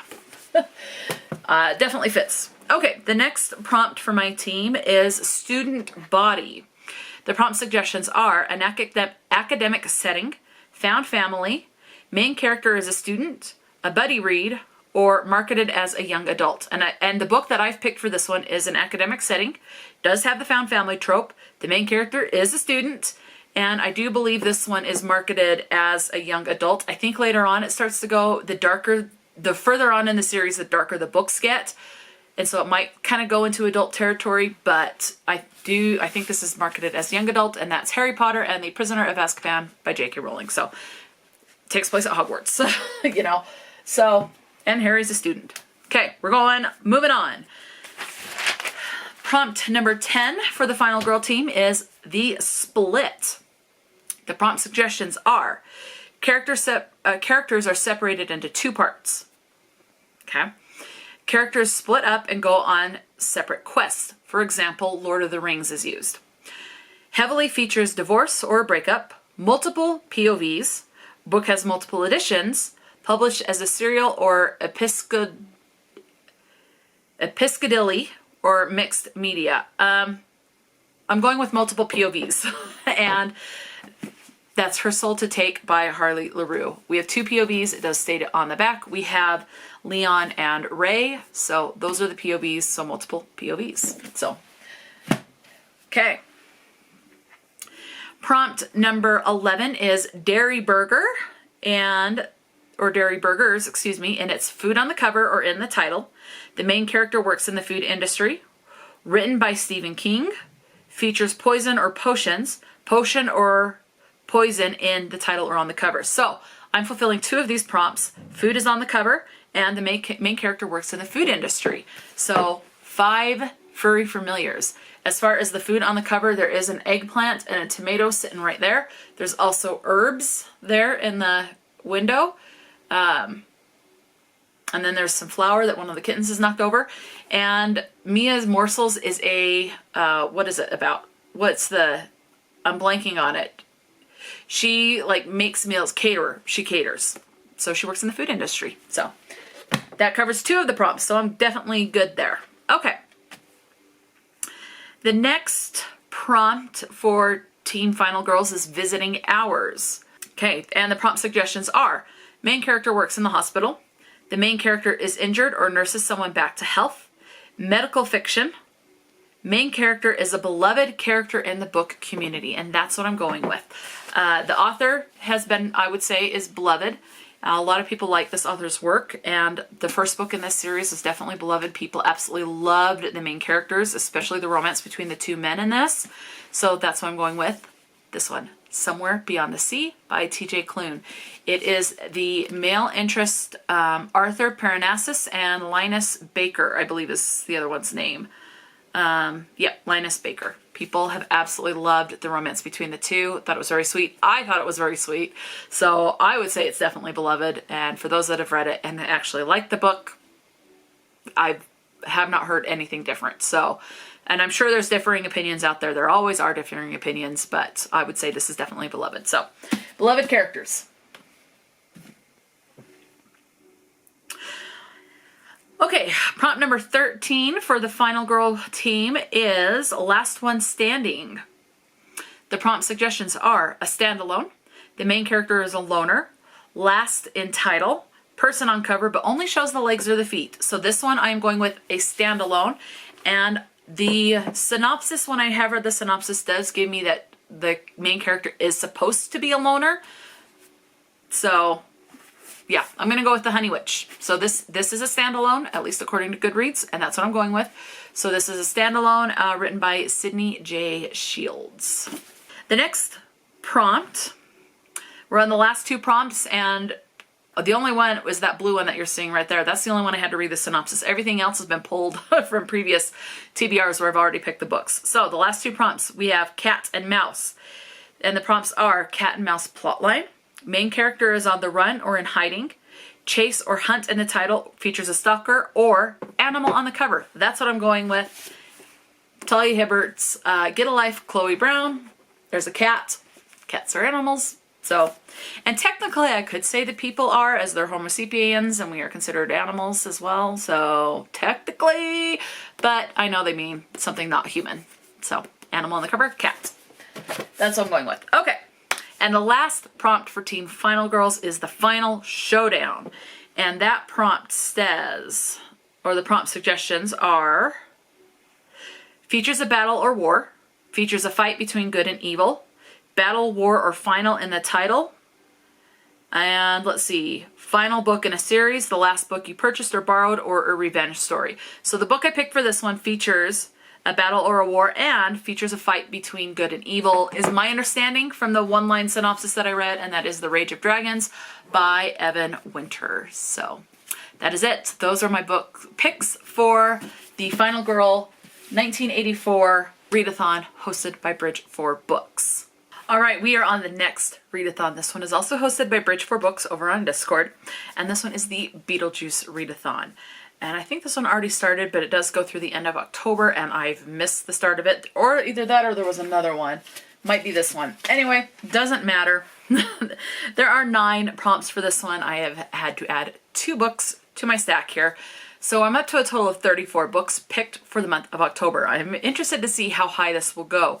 Again, I still need to pick books for a couple of different readathons, and that's what I'm doing in between takes here. And I still need to play my October TBR game, so we will see, but I'm just trying to get these to go across multiple readathons. And again, there's no penalty for not reading any of these or all of these books. None whatsoever. So this one is the Beetlejuice. I just wrote it down once, Beetlejuice readathon. And you can read these ones in any order. So there are 9 prompts. Prompt number 1, repeated word in the title. So for this one, I'm going with a library book that I need to return. And honestly, with this one, if I don't read it in October, I'm going to go ahead and just return it to the library because I'm kind of meh about it. I have another Western one from the library up on my shelf here that I'm also kind of meh about. So yeah, this is The Last of the Plainsmen by Zane Grey. The repeating word is the word the. It's in here twice. So it says, Land of Blood, Land of the Brave. Big, brash, and fearless, Buffalo Jones is in pursuit of the greatest mountain lion ever spotted in the remote Arizona desert. Determined to bring the beast home alive, Jones leads a colorful band of brothers into a wild land across the Colorado River to Buckskin Mountain at the Red Mesa rim of the Grand Canyon. But while Jones has forsworn all killing, even smashed his rifle on a wagon wheel in a vow to save the species, he and his men are entering a fight for their lives. If Apaches, stampedes, and wild horses or rattlesnakes don't get them, another enemy will. Roaming packs of the one beast who fears no man. So we'll see. Okay, prompt number 2 is a book that is gothic or has a gothic subgenre. For this one, Darcy Coates' The Gallows Hill will work. So moving this one on to another TBR. Prompt number 3 is a book that takes place in the 1990s. Now, I am assuming that this one takes place in the 1990s because this was originally published 1997? Yes, 1997. And this was like a contemporary thriller type of a thing. Runaway by R.L. Stine in the Fear Street world. When I think of the 1990s, the Fear Street is what comes to my mind. So I think there will be a couple of things, if there are, like lack of cell phones, maybe talk of landline. But because this was originally published in 1997, I say it takes place in the 1990s. When I think of books set in the 1990s, The Fear Street is the one that always comes to my mind. So Runaway by R.L. Stine. Number 4, features ghosts or ghost in the title. Mystery at Maplemead Castle by Kitty French. Again, she is a ghost hunter and she's going and there's a ghost that's repeating her death. She has to put an end to this ghost haunting. So it features ghosts. All right. Number 5, right? Yes. Number 5 is for a book with a character name in the title. Get a Life, Chloe Brown. That is this woman here. So by Talia Hibbert. It works. It fits the prompt. So next up, I have a title that starts with B. I'm going with Broken by W. Winters. So again, just if you need proof, this is the title. Broken, starts with B. So that fits. I'm excited to get to another Willow Winters book. Okay, main character is an anti-hero is prompt number 7. This one was a little harder.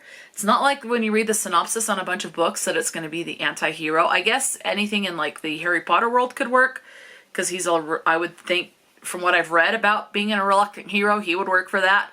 But I'm going with, and I have to get this book on one of my TBRs, but this is the selection for the October book for the Autism Reads, which is a year-long read-along that I host where we read a book by an author that is confirmed to be autistic every month. And this is the selection for October, and that is The Outside by Ada Hoffman.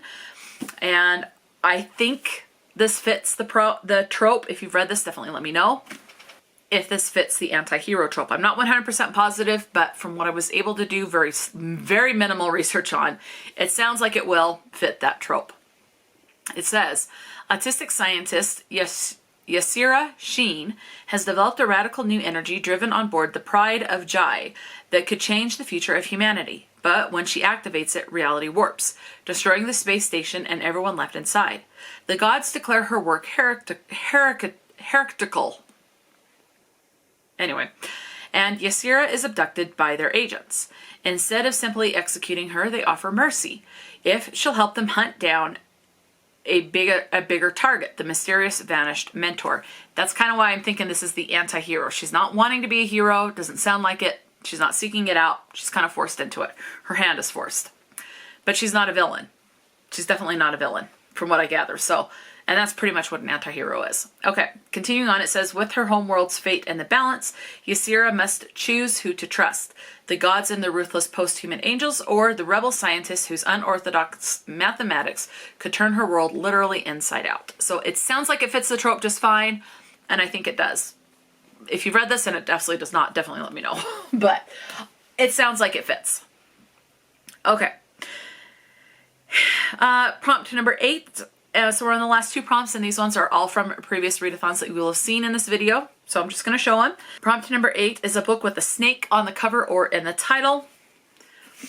Bite the Woman That Feeds by Penelope Barsetti. This is a snake. The head is right here. I don't know how well it's going to pick up on camera, but that is a snake on the cover. Okay, and then the last prompt for the Beetlejuice readathon is to read a book with black, white, or green on the cover. I am going with a book that has all 3 colors, and that is Delicate Condition. You can obviously see the green, it's the first thing on there. The white is in the flower, and then the back is the background. Black is the background. So Delicate Condition by Danielle Valentine. So that's the Beetlejuice readathon hosted by BridgeFourBooks. 34 books is what I'm up to. But again, I'm just putting these across all of them, and I don't expect to in any way, because that's more than 1 book per day. I don't expect to get to all of these. So yeah, let's go ahead and just move on to the next readathon. Okay, so we are on the next one, and I have actually tallied these, and this is readathon number 7. So, and I still have more to go. All right.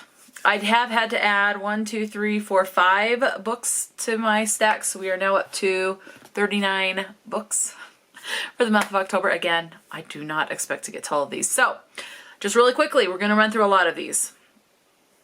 This is for the Trick or Treat-a-thon. This is over on Discord. It is a team-based readathon. I was sorted onto Team Fall, and I can do these in any order. So, the first prompt listed is Bonfire. This is to read a book with fire or flame on the cover. I'm going with Runaway by R.L. Stine.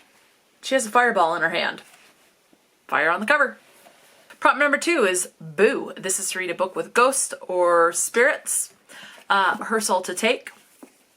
It does say on here, Ray hunts for ghosts, and that is her passion. And she summons a demon. So, Her Soul to Take by Harley LaRue. Prompt number 3 is Cause It's a Thriller, and this is to read a book that is a thriller or a thriller subgenre.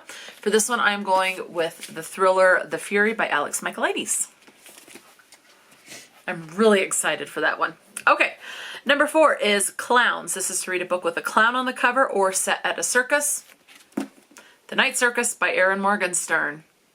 And it's in the title, so I'm good there. Okay. Number 5. Oh, and for this, there are a total of 20 prompts, so I'm trying to get through these real quick. So number 5 is Dead Rising. This is to read a book with necromancy or zombies. For this one, I had to do a little bit of research, and this is one I had to add. And this is a book, one of the genre tags on Goodreads is zombies. So, The Deading. This is written by Nicholas Bellardis. That is one creepy looking cover, and very interested in that. I just don't like the fact that it's deckled edges. I really don't like deckled edges. Okay. When a hidden evil emerges from the depths of the ocean, the tight-knit town of Baywood is caught in a climate disaster of mysterious origins. A universal wave of sea snails enter the estuary and transform wildlife, seascapes, and finally people. Once infected, residents start deading, collapsing, and dying, only to resurrect. Hence a zombie, okay? Changed in ways both physical and fundamental. After the government isolates Baywood, paranoia and surveillance run rampant. A newly formed cult called the Risers starts targeting those who are not deading. The introverted, bird-loving Blas, his jaded older brother Chango, and widow Kumi, and her cautious neighbor Ingram. The survivors of Baywood eventually must choose to escape, to investigate the deading's origins, or to become subsumed by this terrifying new normal. It sounds really good. Okay. All right, prompt number 6 is, do you want to play a game? What movie is that from? If you know, let me know. It sounds really familiar, but I am drawing a blank. Anyway, this is to read a book that features deadly competition, trials, or a game. This one I had to add to the TBR, and that is The Games Gods Play by Abigail Owen. I just got this one this month from Barnes & Noble. I did a book haul specifically from Barnes & Noble, and this was in there. She'll fight for her life for the god of death. So this is another Hades one. Look at that page. Love it. Okay, this one says, the gods love to play with us mere mortals, and every 100 years we let them. I have never been favored by the gods, far from it, thanks to Zeus. Living as a cursed office clerk for the Order of Thieves, I just keep my head down and hope the capricious beings who rule from Olympus won't notice me. Not an easy feat, given San Francisco is Zeus's patron city.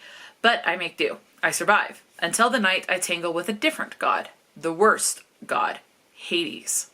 For the first time ever, the ruthless mercurial king of the underworld has entered the crucible. The deadly contest the gods hold to determine a new ruler to sit on the throne of Olympus. But instead of fighting their own battles, the gods name mortals to compete in their stead. So why in the underworld did Hades choose me, a sarcastic nobody with a curse on her shoulders, as his champion? And why does my heart trip every time he says I'm his?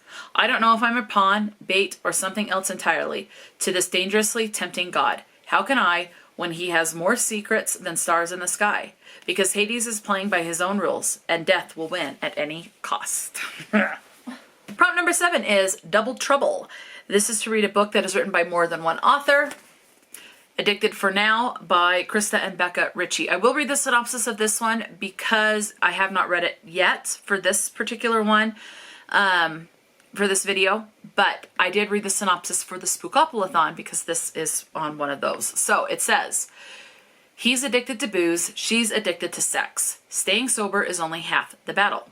No more sex. Those are the 3 words Lily Calloway fears the most. But Lauren Hale is determined to be with Lily without enabling her dangerous compulsions. With their new living situation, sleeping in the same bed, for real, together, Lily has new battles, like not jumping Lo's bones every night, and not being consumed by sex and his body. Lauren plans to stay sober to right all of his wrongs, so when someone threatens to expose Lily's secret to her family and the public, he promises that he'll do anything to protect her. But with old enemies surfacing, Lo has more at stake than his sobriety, and his worst fear isn't relapsing. He hears the end. He sees it, the one thing that could change everything. Just 3 words, no more us. So, Krista and Krista and Becca Ritchie. So this is a dual author, so written by more than one author. Okay. Number 8, fall plants. This is to read a book with leaves, dead trees, or leafless trees on the cover. 6 stunning sirens. There's a cloud. There's clouds there. Where are the leaves? Oh, there's a leaf here floating, and there's a dead leaf. So an orange leaf right there. So there are leaves on the cover. You can see the mountains. There's leaves in the mountains, obviously. So, and then there's a leaf there underneath the crown. But yeah, leaves on the cover. All right, that works. Yay. Prompt number 9, festival. This is to read a book that is set at a festival, a carnival, or a fair, or it can be in the title. For this one, I'm going with Sinner's Sideshow by Aidan Pierce. This is set at a circus-type carnival festival thing. So, did it say something about clowns? No, but there are clowns. They're on the sprayed edges, deadly clowns, showing his abs. Okay. Number 10, grim. This is to read a grim dark or a twisted fairy tale. Now, I did do a Google search because I was like, what is the difference between a twisted fairy tale and a fractured fairy tale? From the little research that I was able to do, they're the same thing, just called different. They're pretty much the same thing. You have the basic of the fairy tale and it's just completely reworked, but the basic plot is kind of this there. And I decided to go with Scarred by Emily McIntyre. This is a fractured fairy tale, so it is a twisted fairy tale. And this one is based off of The Lion King. Okay. Number 11, Hall of Mirrors. This is to read a book with a mirror or a reflection on the cover or in the title. I had a hunt for this one. I really don't have anything with mirrors that I could find. But this one does have a reflection. It's harder to see, but this is one that I had to add.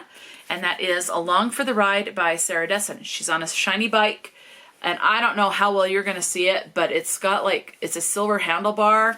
And then there's also like chrome, so you can, there's a bit of her reflection. Her arm is reflected in there. So it is there. I just don't know how well you're going to see it on camera, but it is in there. It says, Up all night. Nights have always been Auden's time. Her chance to escape everything that's going on around her. Then she meets Eli, a fellow insomniac, and he becomes her nocturnal tour guide. Now with an endless supply of summer nights between them, almost anything can happen. Still don't know what it's about. She has insomnia. Okay. Number 12, I Put a Spell on You. This is to read a book with one of the following words in the title. Hex, curse, or spell. Can't Spell Treason Without Tea by Rebecca Thorne. There we go. Plain and simple. Okay. Number 13, Jokester. This is to read a humorous fiction, a comedy, or a tragic comedy. I'm going with this book, Mystery at Maplemead Castle. This is book number 2 in the Chapelwick Mysteries by Kitty French, and it says, A Laugh Till You Cry, cozy mystery. It's a rougher cozy mystery. The language is a bit rougher. Granted, this is set in England or somewhere in the United Kingdom, so this is set in England, and from all the cozy mysteries I've read before, this is definitely more on the rough side, at least the first book. And so I imagine it will be here, and it was very funny. So especially with that tagline there, I do imagine this will be definitely humorous. So I'm doing that one. Okay. Number 14 is October. This is to read a book that was published in October any year. Now, I had to go hunting, and this is one I have to add to the TBR. The Unmaking of June Farrow by Adrienne Young. This was published in October, according to Goodreads. Let me see if I have the year in here. 2023. So, there we go. The Unmaking of June Farrow. It says, in the small mountain town of Jasper, North Carolina, June Farrow is waiting for fate to find her. The Farrow women are known for their thriving flower farm and for the mysterious curse that has plagued their family line. The whole town remembers the madness that led to Susanna Farrow's disappearance, leaving her daughter, June, to be raised by her grandmother and haunted by rumors. It's been a year since June started seeing and hearing things that aren't there. Faint wind chimes, a voice calling her name, and a mysterious door appearing out of nowhere. Signs of what June has always known is coming. But June is determined to end the curse once and for all, even if she must sacrifice the hope of love and family of her own, and a family of her own. After her grandmother's death, June discovers a series of cryptic clues regarding her mother's disappearance, except these only lead to more questions. But could the door she once assumed was a hallucination be the answer she's been searching for? The next time it appears, June realizes that she can touch it and walk through the threshold. And when she does, she embarks on a journey that will not only change both the past and the future, but also uncover the lingering mysteries of her small town and entangle her heart in an epic star-crossed love. Prompt number 15 is, the horror. This is to read a book that is a horror or a horror subgenre. I'm going with a horror romance. Satiate by M.A. Cobb. Horror romance. It fits. All right. Next up is Prankster. This is to read a banned book. I don't know if this series is banned, okay? I don't know. I do know it was banned for the talk of witchcraft and magic in it. So I know that this series has been banned in a lot of places. And that is Harry Potter. So Harry Potter and the Prisoner of Azkaban by Rowling. The whole series has been banned in various places. So I'm counting it. I gotta start a third stack here. Okay. All right. Let's see. Number 17 is Sugar Skull. This is to read a middle grade. This is the middle grade. Tales from a Not So Smart Miss Know-It-All by Rachel Renee Russell. Again, this one's book number 5 in the Dork Diaries series, and definitely middle grade. Okay, and let's see. The last 3 prompts, it looks like. 1, 2, 3. Yes, we're on the last 3 prompts. Only one more will I have to have added to this, and I'll read the synopsis for. Okay. Number 18 is Tales from the Crypt. This is to read one of the oldest books on your TBR. So of all of the books that I have been going through, trying to read for this season, and hopefully by the end of the year, this is the one that was published the furthest ago that I could find, other than Runaway by R.L. Stine, which was in 1997. This one was published in 2014, which the oldest one I could find before that was 2018. So 2014 it is. The Last of the Plainsmen by Zane Grey. Again, if I don't read it in October, I think I'm just going to go ahead and return it to the library because I'm very lukewarm about it. Maybe I'll read it at some point in the future. All right, number 19 is To Be Continued. This is to read the next in a series. This one I have added to this stack, but it was on my Spookopoly-a-thon TBR, and this is English Trifle by Josie S. Kilpack. This is a cozy mystery series. It is extremely clean. This was written by, where is this author from? I don't know. Salt Lake City. And it is tagged as LDS fiction or Mormon fiction, however you want to say it. But I will say from reading the first book, religion is not a part in this. It's just clean. You don't have any sex. You don't have any like fade to black scenes. You might have a little longing. There was a little bit of longing in the first book, but that's pretty much it. It is extremely clean.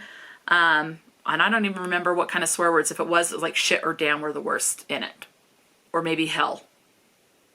And that's it. So, yeah. So don't, just because this is tagged as LDS fiction, it is not a religious fiction, okay? This is not a religious fiction. Sometimes they might talk about their faith. I don't even remember if that was really a topic in the first book, but so we'll see. But the emphasis is the cozy mystery on this one. Okay. And it sounds really good. It says, High Crimes at High Tea. Things to do in England. Visit Westminster Abbey, the Tower of London, and the London Zoo. Take the Jack the Ripper tour. Creepy. Sample authentic English scones and crumpets. Discover a dead body. Oh, what I was going to say about it, the religious aspect of it, it was very, very surface level, nothing in depth. Like, I believe in life after death. And then it just moves on to the main point of the cozy mystery. So that's as deep as it got in the first book, if it was there at all, which it's been a while since I've read the first one. What begins as a holiday trip for amateur sleuth and cooking aficionado Sadie Hoffmiller and her daughter Brianna turns into a bizarre mystery when they discover a dead body in the sitting room of an English manor. Brianna's boyfriend Liam is heir to both the family title and the family estate of Southgate, where everyone seems to have a secret, or two. When the body in the sitting room disappears, Sadie and Brianna are stranded at the estate until the police can clear them to leave. With their departure delayed, they might as well solve the murder. Armed with a jogging whistle and her personal recipe collection and an unfailing sense of American justice, Sadie begins her own investigation to find the killer. But as Sadie uncovers layer after layer of misdirection, secrets, and outright lies, she wonders if anyone is telling the truth or if the case is really as hopeless as it appears to be. Take a missing family history, toss in secret romance, mix with a mysterious murder, and this is one vacation Sadie will never forget. All right, and the last prompt is witch. This is to read a book with witches or a magic system. This one has both, and that is 5 Furry Familiars by Lynn Cahoon. Cozy Mystery Series. It's a kitchen witch mystery, and the main character, Mia, is a kitchen witch. She has magical abilities. So, yeah. And those are the books that I have picked for the Trick-or-Treat-a-thon. And let me know if you're participating in any of these, or if there's any of these books that you've read or any of them that sounds particularly intriguing to you. All right, we are now on readathon number 8. And guess what? There's 2 more readathons left to go. And then this video is hopefully done. So I'm not adding any more. I still need to do my Catwalk TBR for October. That will be a completely separate video. So let's go ahead and get into this one. This one is Gothtober. Any hosts, everything like that, announcement videos will all be in the description box. So this is Gothtober. You had to play a game to get your prompts. That's what I did. So I've written down my prompts.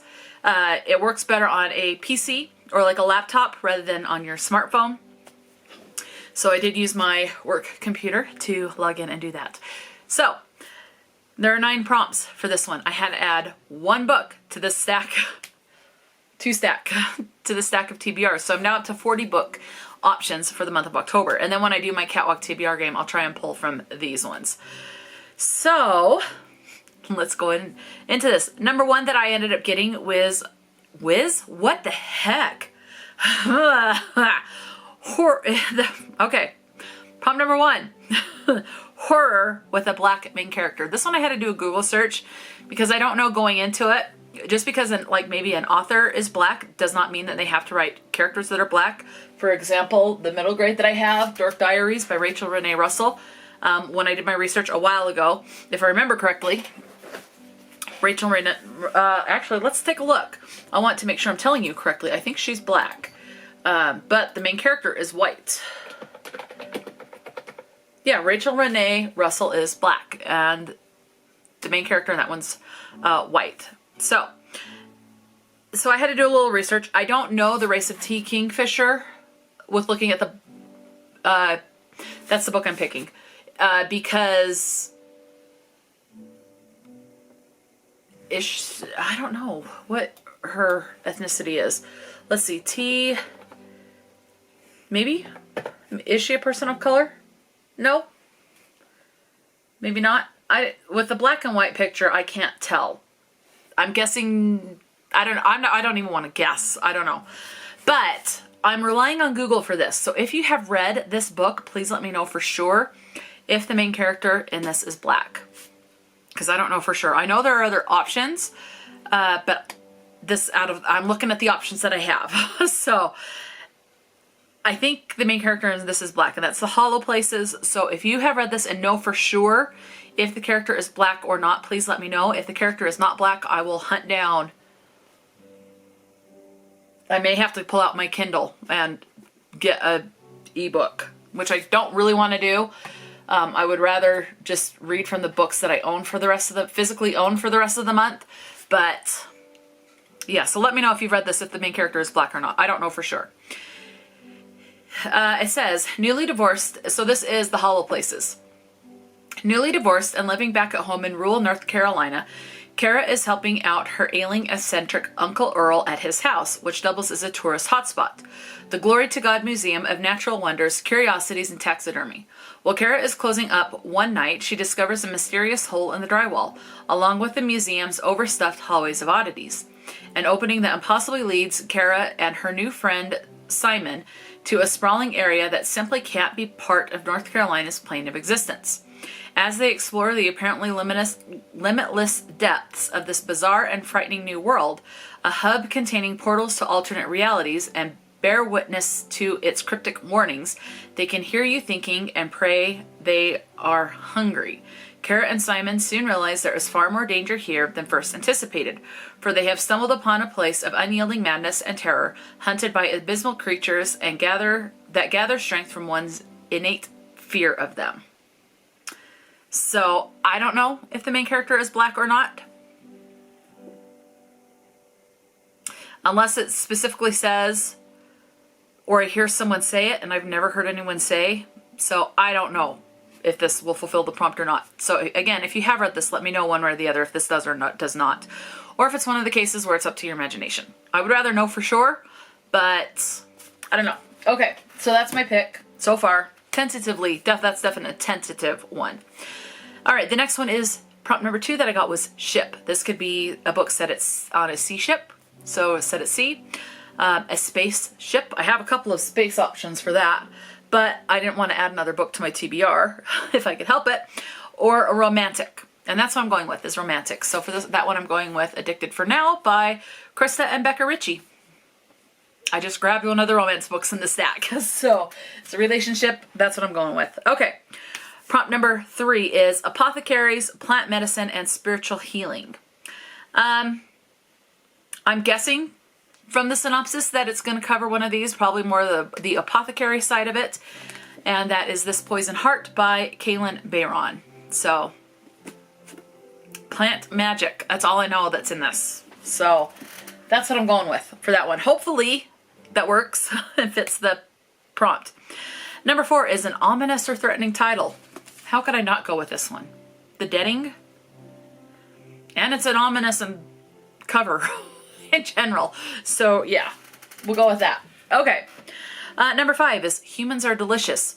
My mind immediately goes to zombies, but then I remembered. I did put The Deading for this one, and then when I realized that the ominous or threatening title, that I wanted to do The Deading for that one, I thought, what else could I do? I don't want to get a big zombie book. I thought, vampires. So that's what I'm going with. So this one's a vampire book, Bite the Woman That Feeds by Penelope Barsetti. Again, this is book number 1 in the Dirty Blood series. Okay, number 6 is Dark Desires, and then in parentheses it says Wakanda.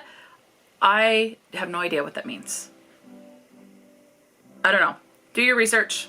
Look it up. I have not had time to do it yet. But I would like to. If I'm able to fulfill this prompt, I definitely want to look up what that means. So, Dark Desires, I'm going with a dark romance. So I'm going with Satiate by M.A. Cobb. It's a dark romance. They're going to have dark desires. Yeah. So that's what I'm going with. Okay. Prompt number 7 is a book with LGBT rep. As I said in one of the earlier readathons, this has LGBT rep, a female-female or lesbian relationship. So Can't Spell Treason Without T by Rebecca Thorne. And let's see, prompt number 8 is BIPOC rep, so Black, Indigenous, or Person of Color. I'm going with Get a Life, Chloe Brown. So written by a Black author, and Chloe Brown, this is a reread. I do remember it being mentioned and reading it that Chloe Brown is Black. So there is the Black rep. So Get a Life, Chloe Brown by Talia Hibbert. All right, and the last one is disability rep, and for this one I'm going with autism, because autism is considered a disability. It is protected under the American Disabilities Act, so the ADA, and that is The Outside by Ada Hoffman. So, again, the scientist is autistic, so this is my choice for that one. So let me know, are you participating in Gothtober? So yeah, I like that they have a game for this one and that I can read these in any order, but I really like that there's a game that you have no idea what the prompts are until you pick the certain icons, and then it gives you generates the prompts. So that's fun. I really do enjoy that. So the creators of Gothtober did a really good job with creating those prompts. Okay, readathon number 9. This is the Hocus Pocus readathon, and this is a team-based readathon. There are 25 prompts. Not all of them are reading prompts. The team that I have chose to be on is the Sanderson sisters. After looking at the 5x5 bingo cards for all 3 teams, the Sanderson sisters is the one that was easiest for me to fulfill. So let's go ahead and get into this. Prompt number 1 is to read a witchy book. Well, Harry Potter and the Prisoner of Azkaban. Need I say more? It's all full of witchcraft. So that will definitely work. Okay. Number 2, light a fall scented candle. Right now, I am doing Harvest Gathering, which is apple, berries, and clove from Bath & Body Works. I also have Honey Crisp Apple. And then I have 4 other candles that are all fall themed. So I don't know if it'll be the one I'm currently burning or if I will have burned through it by then. But I do have that. And then I have, what I do is when the candle gets to about right, you know, where it's less than like half an inch left of wax, where it's not burning very well anymore and it's like gets down to the very bottom of the wick real quick, I will freeze the candle. I learned this trick. I have a candle warmer, so I will stick the candle in the freezer. Generally, it doesn't need that long, just until it freezes.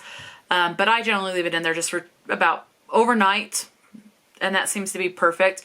And then I tip it out and just kind of lightly tap the opening of the candle on the counter, and the wax falls through, and then I break the candle up into chunks, pull out the little metal wick thingies and throw those away.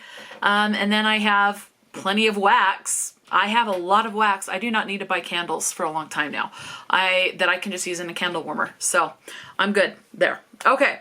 So I will light a fall scented candle. That's a given. Prompt number 3 is to start a new show about witches. I dare you. I'll have to do some research.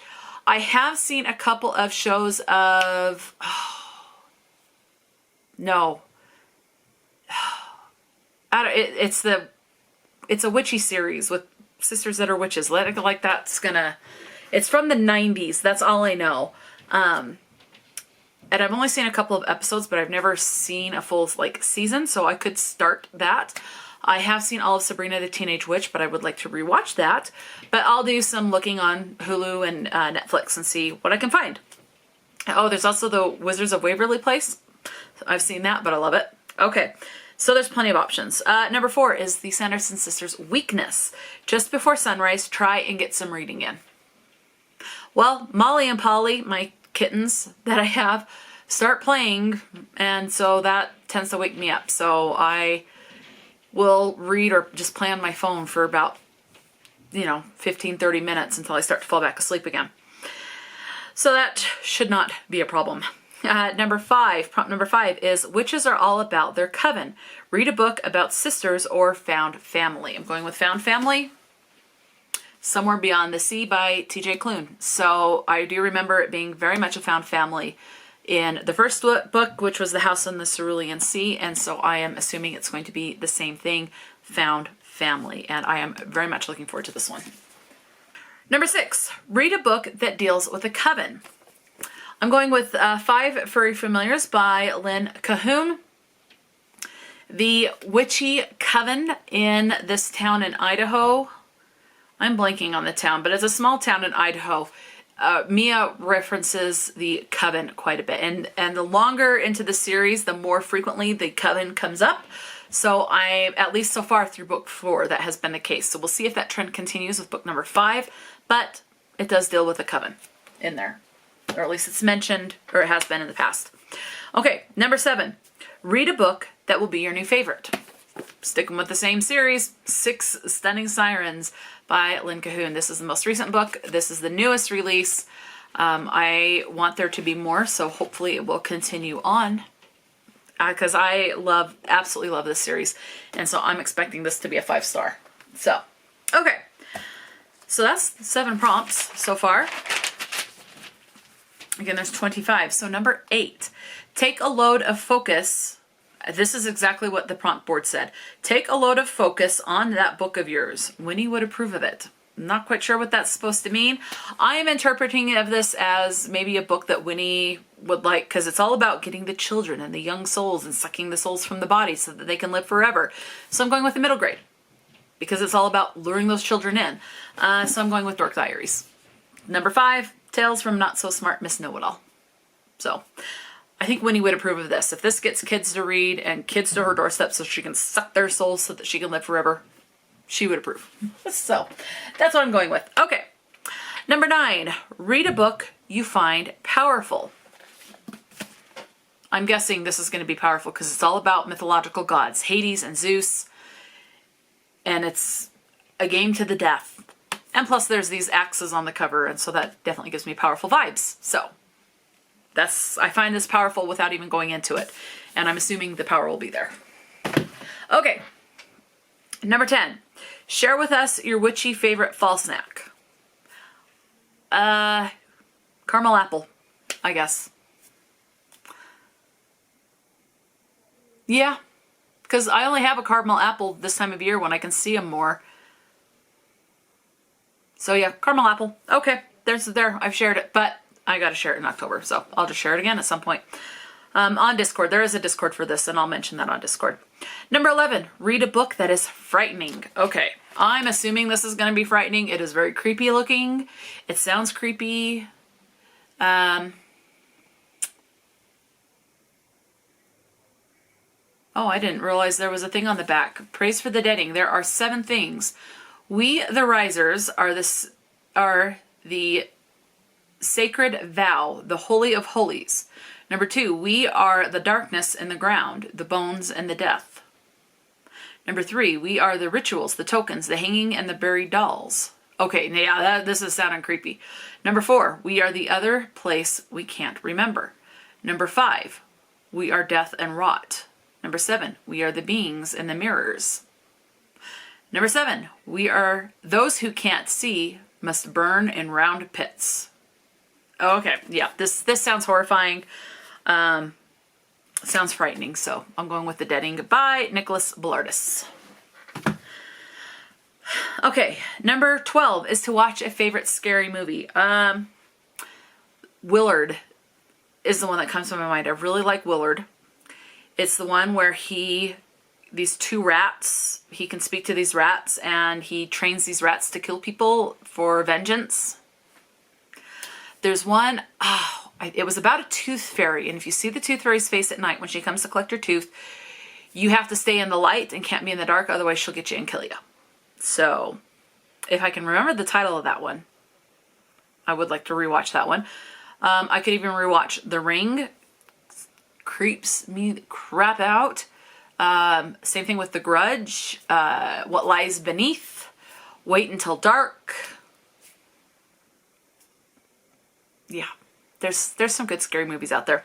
And I could watch a new one and hopefully it be one of my favorites. But anyway, okay, number 13 is a free pick. So you don't necessarily need to read a book, but I did add a book, something a little bit more lighthearted just in case for this readathon, going with English Trifle by Josie S. Kilpack. It's a cozy mystery. It's book number 2 in a cozy mystery series.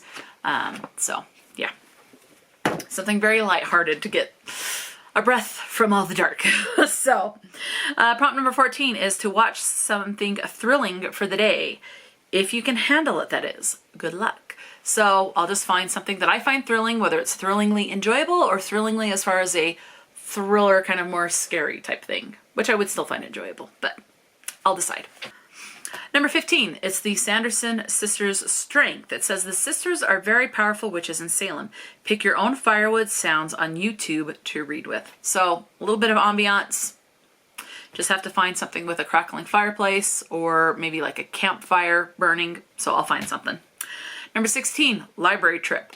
I am putting a book in for this, and again, it's just a library book, The Last of the Plainsmen. I need to get this read and return to the library or just return it to the library. So either way, there's going to be a library trip. Probably not until November, but because I'm probably not going to go until November, if I don't make it in October, it needs to go back. So, okay. Number 17, it's the spooky season. Hunt down some witch's brew or the energy drink and enjoy the day. So my energy drink would be a Diet Coke or a Diet Dr. Pepper. One of those two. Witch's brew. I don't drink coffee. I don't drink tea. I don't like the smell of coffee, so I don't even know. And for tea, there are some herbal teas I like peppermint, but it's this flavoring of them, like adding the sugar and that. I've never figured that out. I don't want to mess with it. Plus, I do have a lot of seasonal allergies and allergies in general. With teas being made from plants, I have to be very careful because there are some teas I have actually had an allergic reaction to because of the plants in there. So, and I don't know which ones they were. And that could also be just this thing that I have. I can't remember the name of it, but it's like where your immune system just freaks out and will have an anaphylactic type reaction just to random stuff. But it's not a true anaphylactic reaction. But you think it is because that's what it feels like and seems like. But it's not an anaphylactic reaction. So anyway, yeah, I do have that issue. And he did confirm it with a bunch of tests. So it's not a bunch of allergies. It's that overactive immune system. So if I was going to do a hot drink, it would be hot cocoa, and I would do the Stevens brand. That is my favorite. And I would do either peppermint or mint truffle. One of those two. Love those two. Okay. Number 18. Oh my, a fall moon. Just don't light that candle. Or do. Well, I will be lighting a candle. So, non-reading prompt there. Number 19. Read a book off your TBR you haven't read yet. This has been on my TBR for most of the year, and I have not gotten to it, but I really do. I've just always ran out of time. So I would like to prioritize it a little bit more. Hopefully I'll get to it this month. Definitely this season, I'm hoping. But yeah, so This Poison Heart by Kaylin Barron. Yeah, so I'm hopeful. Number 20, the children are running around in costumes. If you dare to, spot your favorite. So probably what I'll do is I'll just look up a bunch of costumes, Halloween costumes. I am not going to be dressing up for Halloween in any sort of a costume. I actually have to work on Halloween, and I do believe I have the closing shift on Halloween, which means I don't get off until 9:15, and by then the little trick-or-treater costumes are going to be gone, and we don't get trick-or-treaters at our house. So it's just in the neighborhood. There's a lot of adults, not a lot of kids, and in our area there's more like trunk or treats, so going to retail companies or churches or something else and doing that, and so parents have opted for that rather than going door to door for trick-or-treating. I do miss the days of door-to-door trick-or-treating. That's what I grew up doing. What was I doing? Oh, I was looking up. What do I work on Halloween? Not because I can't remember. It is a Thursday. I do close, so I'm not off until after 9 p.m. So I don't get to see any little trick-or-treaters because I will be working. So I'll just do a Google search and look at some fun stuff. Usually it's the vampire costumes are all my favorite because vampires are my favorite monster. So, okay, moving on. Number 21 is to read a book about a vampire. It's right in the title. My Roommate is a Vampire by Jenna Levine. So going with that one. Okay. Number 22, pick your favorite sister and dress up as in her colors for the day. So I don't have to dress up as her. So for the Sanderson sisters, there are the three. Winifred is the one that always comes to my mind, and I grew up really enjoying Winifred when the movie came out. When the movie came out, Danny, I think is the name of the child that's in there, who's like 10 years old. I was her age when Hocus Pocus was released. So in the movie where she plays a 10-year-old kid, I was 10 years old when Hocus Pocus was released. I do remember that, thinking how cool it was that there was a character my age in the book. So anyway, I have always liked Winnie. I kind of thought of her as like a witchy mother in a way. Don't know why, but I did. And I think it's because of the red hair that her character has. And as a child, my hair was so red. My hair is more brown now, brownish blonde, other than where it's dyed. But growing up, it was like strawberry blonde, beautiful red, and it's just gotten darker as I've gotten older. So red hair, red-haired witch. So that's always, she's been my favorite. So green and purple. So one of these days I'll just wear green and purple. Okay. Prompt number 23, watch the Hocus Pocus movies. All right, easy to do. I can do that. Number 24, this is the last reading prompt, and it is to read the group book, which happens to be a book I own, and that is The Honey Witch by Sydney J. Shields. So hopefully I'll get to this one. It's the group read for Trick or Treat-a-thon, or Hocus Pocus Readathon. And then prompt number 25 is to give us a picture of your TBR that is in your Book of Shadows. So I just have to take a picture at one point of my TBR for the month, and I can just share it on Discord, and that one's done. So those are the 25 prompts for the Hocus Pocus Readathon. If you are participating in the Hocus Pocus Readathon, let me know which team are you on. Are you on Team Sanderson Sisters with me? Are you on the Team Undead or Team Trick or Treaters? Those are the three that if I remember right, that's the only three. So yeah, let me know. All right, we are on the last readathon. This last one only has a total of 8 prompts. There is a group book and how to get team bonus. This is a team-based one. This is hosted over on Discord.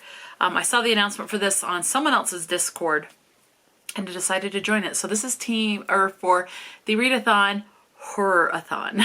So this is team-based. Where is my phone? There are 4 or 5 teams? Let me see. Pick my team. Okay, so says choose your team to get access to your chat and challenges. So you have the team Elm Street or Nightmare on Elm Street, where the mascot is Freddy Krueger. Team Scream, which it's Ghostface. Team Child's Play, which is Chucky, and Halloween, which is Michael Myers. So there's 4 teams. Okay, I have not seen, I have not seen the one with Michael Myers or Chucky. I have seen Scream, Ghostface, but there's a reason I picked Team Elm Street for Freddy Krueger, and that is because I was in 3rd or 4th grade, elementary school, was being babysat by family friends, and they decided to put in a scary movie, and they put in one of the Freddy Krueger movies. Please keep in mind, I was in 3rd or 4th grade, okay? Too young to watch a Freddy Krueger movie, but they put it in. Anyway, so, and I watched it with them. I don't remember which one it is. I have not seen any of the Freddy Krueger movies since when I was in 3rd or 4th grade, and this one gave me nightmares. And at that age, totally understandable. The only thing about this movie that I can remember is it was a scene where this woman goes asleep on a waterbed, and Freddy Krueger reaches up through the waterbed. And guess what I had at home? In my bedroom, I had a waterbed. I was freaked out. I slept on the floor for a while after. I was scared to sleep in my waterbed. I was afraid Freddy Krueger would come through that waterbed. Yeah, so I chose, because of that memory, to go for Team Freddy Krueger. So maybe that's one thing I'll do, is I'll look up some of those Freddy Krueger movies, see if they're on Netflix or Hulu or something, and watch those. And maybe have kicks and giggles, hopefully. But yeah. So I am on Team Elm Street in this, as I said, a team-based readathon. So the team bonus, how to get bonus prompts, is a book, to read a book that has red and brown on the cover. Can be anywhere on the cover, any amount, red and brown. So the group book is, I will read the synopsis from Goodreads on this. I just ordered this one because it was like 10 bucks and it's a graphic novel. So the group book is Something is Killing the Children. So that's what that looks like. Volume 1, and this is by James Tinian IV. And it looks like the illustrator is Weather Del Edera, and the colorist is Miguel Muerto. So, as far as the genre tags, it says it's a horror, fantasy, graphic novel, adult, paranormal, supernatural. Okay, so, oh crap, I backed out too far. This is the only one that's being added to my TBR, and thankfully it's only a graphic novel. So it says, when children begin to go missing in the town of Archer's Peak, all hope seems lost until a mysterious woman arrives to reveal that terrifying creatures are behind the chaos, and that she alone will destroy them, no matter the cost. It's the monster who should be afraid. When the children of Archer's Peak, a sleepy town in the heart of America, begin to go missing, everything seems hopeless. Most children never return, but the ones that do have terrible stories, impossible details of terrifying creatures that live in the shadows. Their only hope of finding and eliminating the threat is the arrival of a mysterious stranger, one who believes the children and claims to be the only one who sees what they can see. Her name is Erica Slaughter. She kills monsters. That is all she does. And she bears the cost because it must be done. So it says GLAD Award, winner writer. I don't know what the GLAD Award is. Okay.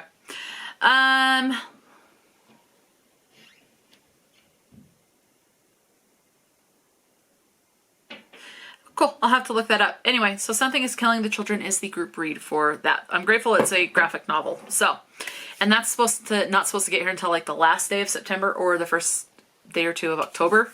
Kind of got a range there, so it will not be included in my final September book haul. I'll include it in my October book haul whenever it is that it finally arrives. Okay, so let's go ahead and get into the prompts. So there are a total of 8 reading prompts, and this is not including the group read, but again, where that's just a graphic novel, finish that in one sitting. Okay, prompt number 1. 1, 2, Freddy's Coming for You. This is to read a book with a number in the title. So for this one, I'm going with 5 Furry Familiars by Lynn Cahoon. And I am happy to say that all of the books that I've picked for these prompts, I have not had to add any books. So you have already seen these in these videos, in this video if you've been in this long. You're the real MVP if you have. So, okay, fight for familiars. Okay, so prompt number 2 is 3-4, better lock your door. And this is to read a book where the prompt is lock or door on the cover or in the title. Okay. For this one, the door is very hard to see, but it looks like there's 2 doors. I could be way wrong and seeing it wrong, but I'm going with Gallows Hill by Darcy Coates. So this is the front of a house, and then it's going to be very hard to see on camera, but I can see what looks like a door jamb right there, which means there's a door. You can't see it, but then it also looks like there's a door right there. Does not look like a window, because these are windows over here, but this one looks like a door. So, and some houses have a little patio or something, awning or something that people can go walk on, and there's a door to get to it. So I am saying it counts. It looks like a door to me. So yeah, Gallows Hill by Darcy Coates is my selection for number 2. Okay. Prompt number 3 is 5-6, grab your crucifix. This is to read a book where religion or a cult is mentioned in the book. So I don't know how much religion or cult is going to be mentioned in this, but this is Her Soul to Take by Harley LaRue. Now I do say definitely cult will be mentioned. I just don't know how much, because it is mentioned on the back. It says the cult that once controlled me wants her, but I'm not about to lose my new toy to them. So it's definitely mentioned in the synopsis underneath Leon. So I'm thinking that at least in Leon's perspectives that we're going to get in this book, that it will mention religion or cult in some way. So hopefully it does, so that then that will fulfill that prompt. Okay, prompt number 4, 7-8, gonna stay up late. This is to read a book that you can't put down. I am going with 6 Stunning Sirens. I love this book, and I generally have finished each of these books in like 2 sittings at the most, because I just can't put it down and absolutely love it. And I put it down when I'm so tired I have to go to sleep or bathroom or food break, and that's it. So I absolutely love this series, and I just can't put it down. Love it, love it, love it. Okay, prompt number 5 is 9-10, never sleep again. And this is to read a book that is something scary. The Deading. This seems like it's going to be a scary book. So zombies was one of the tag on there, and it just gives creepy vibes and scary vibes. So this is what I'm going with for that one. Okay. Prompt number 6. I'm your boyfriend now. And this is to read, the prompt is your book boyfriend. Dark romance I tend to really like, and I couldn't think of anything for a book boyfriend, so I'm just going with something that's going to be dark. I'm going with Scarred by Emily McIntyre. So book boyfriend, it's going to count. I say it's going to count. So okay, prompt number 7 is Midnight, baseball bats and boogeymen, beautiful. This is to read, it says, your favorite type of supernatural creature is on the cover. My favorite supernatural creature is a vampire. And the vampire is right there. I love vampires. So they are my favorite supernatural creatures. Okay. Although zombies would be a very close second.